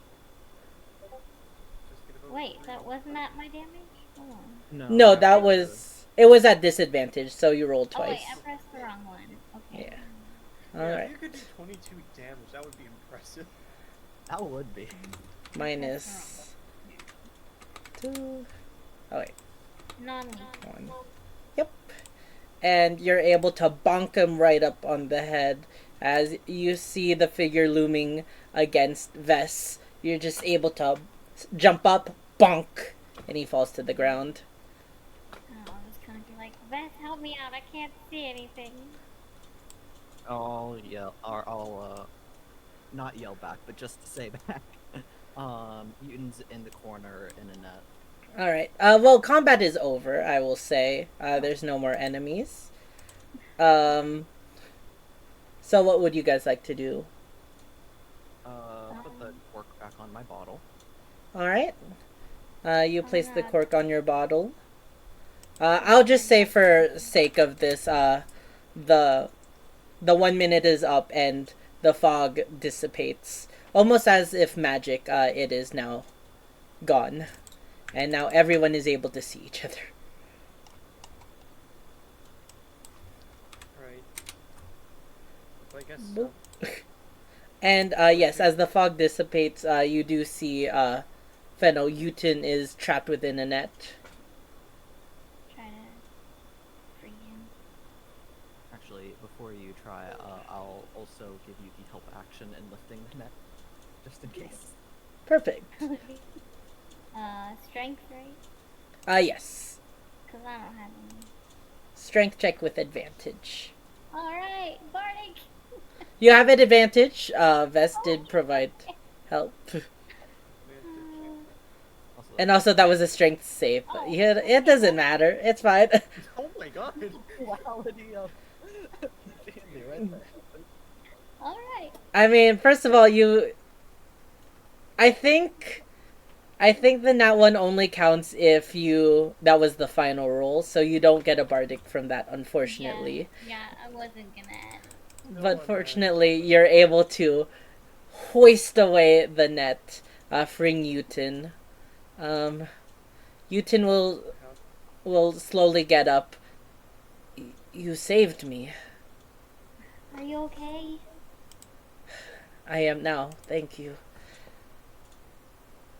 You hear Maynard. You turn your heads, and as you hear Maynard groan out, "Ugh. You guys, we're on the same team. He's the killer." And where's your evidence? And as you say that, you'll notice, in addition to his normal clothing that you saw him wearing yesterday, he has a brown satchel bag next to him. I'll say you guys can, anybody out of the room, you guys can come up to this room now, too, if you wish. Maynard has the satchel bag. Yes. I'm with Hickory and Obed. Yeah, they're still following you. They're chained with you.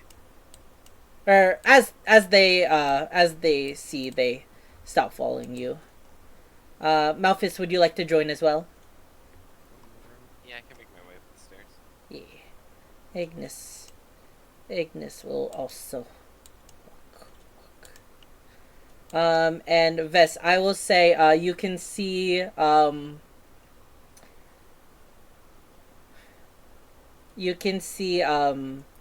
the brown satchel bag around Maynard. It seems that the bottom is now drenched and wet.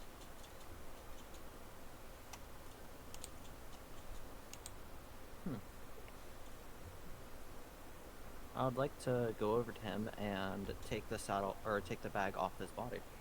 Yeah, he's still he's still in a daze, so you're able to take it off of him. And as you take it, it begins to drip. I'll open it up and see what's inside. Right. Yeah. Within the bag, you can see broken glass and what seems to be like the remnants of a jar that was broken. And within, you can smell the fresh scent of. It's a very.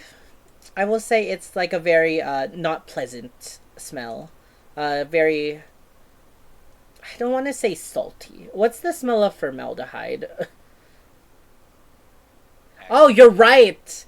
Vest doesn't smell anything. But I'll say everybody else, as he opens the bag, you get this smell of formaldehyde. I don't know what formaldehyde, how to describe its scent. Acrid. Acrid, thank you. Yeah, you get a whiff of the foul smell. And comes in handy. Let's go. Let's go! And Vess, within you can see, mixed within the glass and such, you can see various body parts such as toes. You can see scraps of denim. You can see torn off small little bits of body. And you assume that this jar that is now broken as he was knocked out was holding all these items. He said plant the evidence, but he assured me he knew that's the killer. And he's kind of not saying this to anybody, but he's just speaking out loud.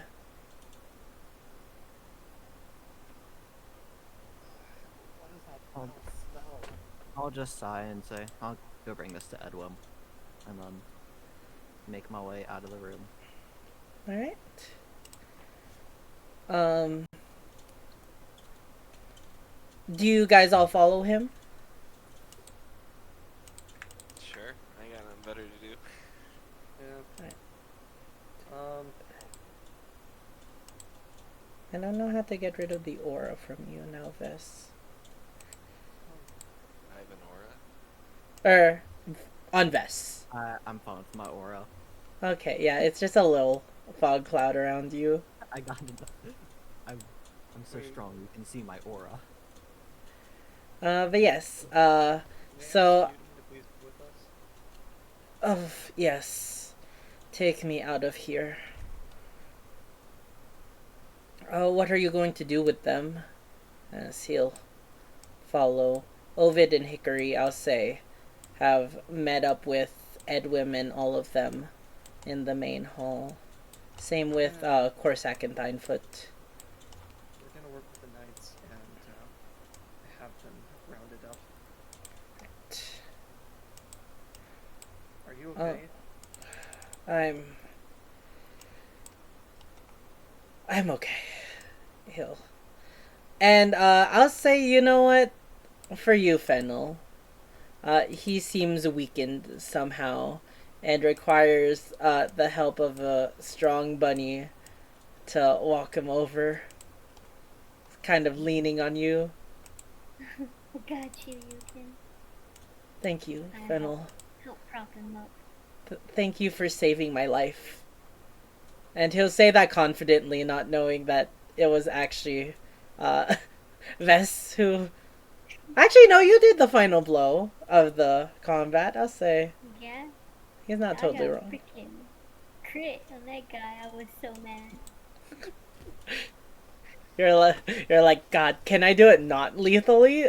Or not lethally? Yeah, that's what I'm trying to say. Can I do it lethally? That makes more sense. Then if Oshtwa was there instead of Newton, would have quote unquote accidentally forgot to make it non-lethal. Oh shit.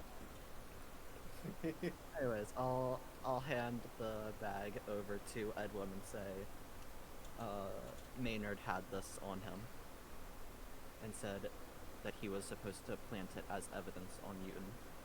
He'll pull out the bag and just ugh, but then like open the bag more slowly, and he will. Vess, you're a little perplexed. Why is everybody feeling such a disgust towards this bag?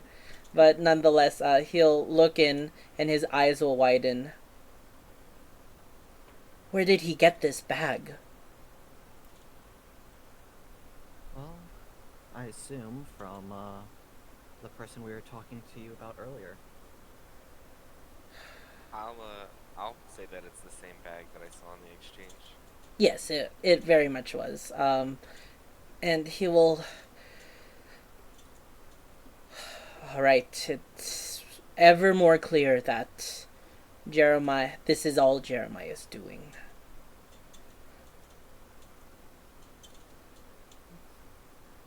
Quickly, we must away, or he'll tell, he'll say to, Freddy, quickly, Freddy, manacle all these farmers. They will be served justice. Yes, master. And Freddy will go on, to just grab some manacles that Edwin has and just bring them all together.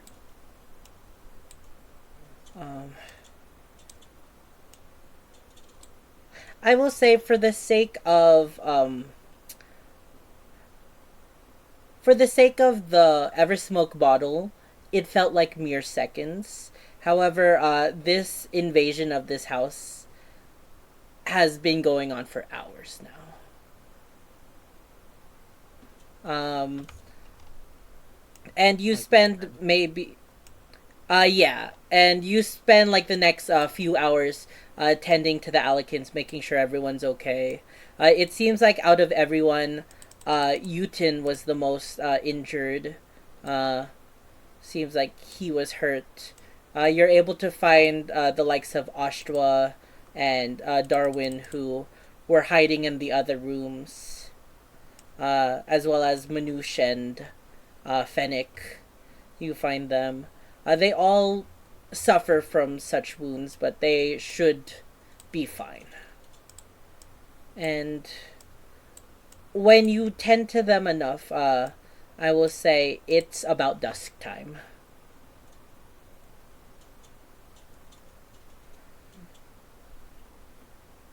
It's paramount that we finish this once and for all. We've gone practically the whole stream without any ads, and the second Don't worry about it. It's fine. swear. Okay. But yes, Edwin will just say it's paramount that we apprehend this criminal once and for all.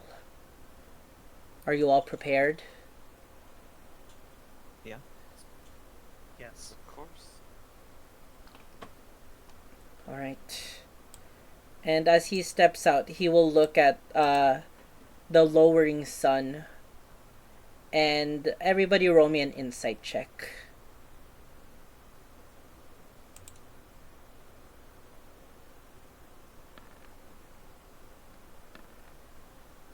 Oh, Oh wow.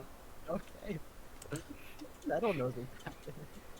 Flannel has a vendetta. Yeah. Insight. Man, no. Oh, he didn't roll that. Oh, still an 18. Good job, everyone. Last roll of the night. You can all sense, even Edwin has a face of fear looking at the lowering sun, knowing what you all are. You all are heading towards. But with that, I think that will be where we are calling it this session.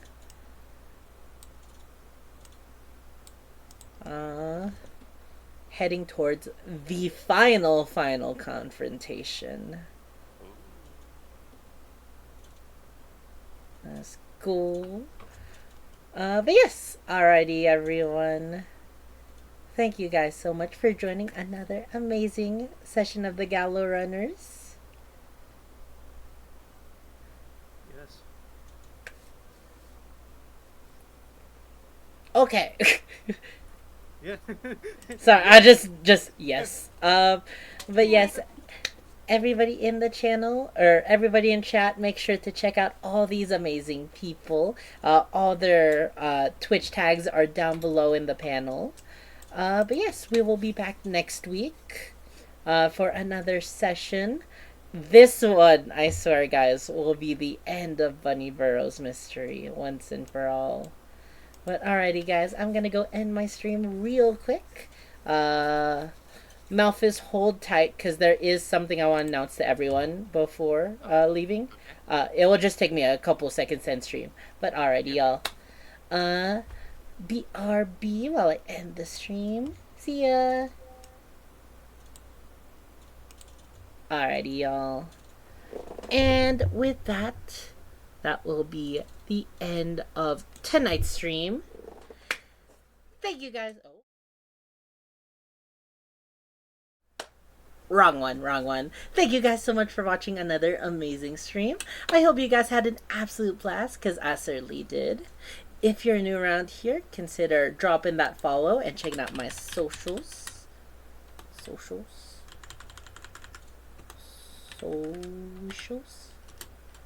I still spelled it wrong after. Okay.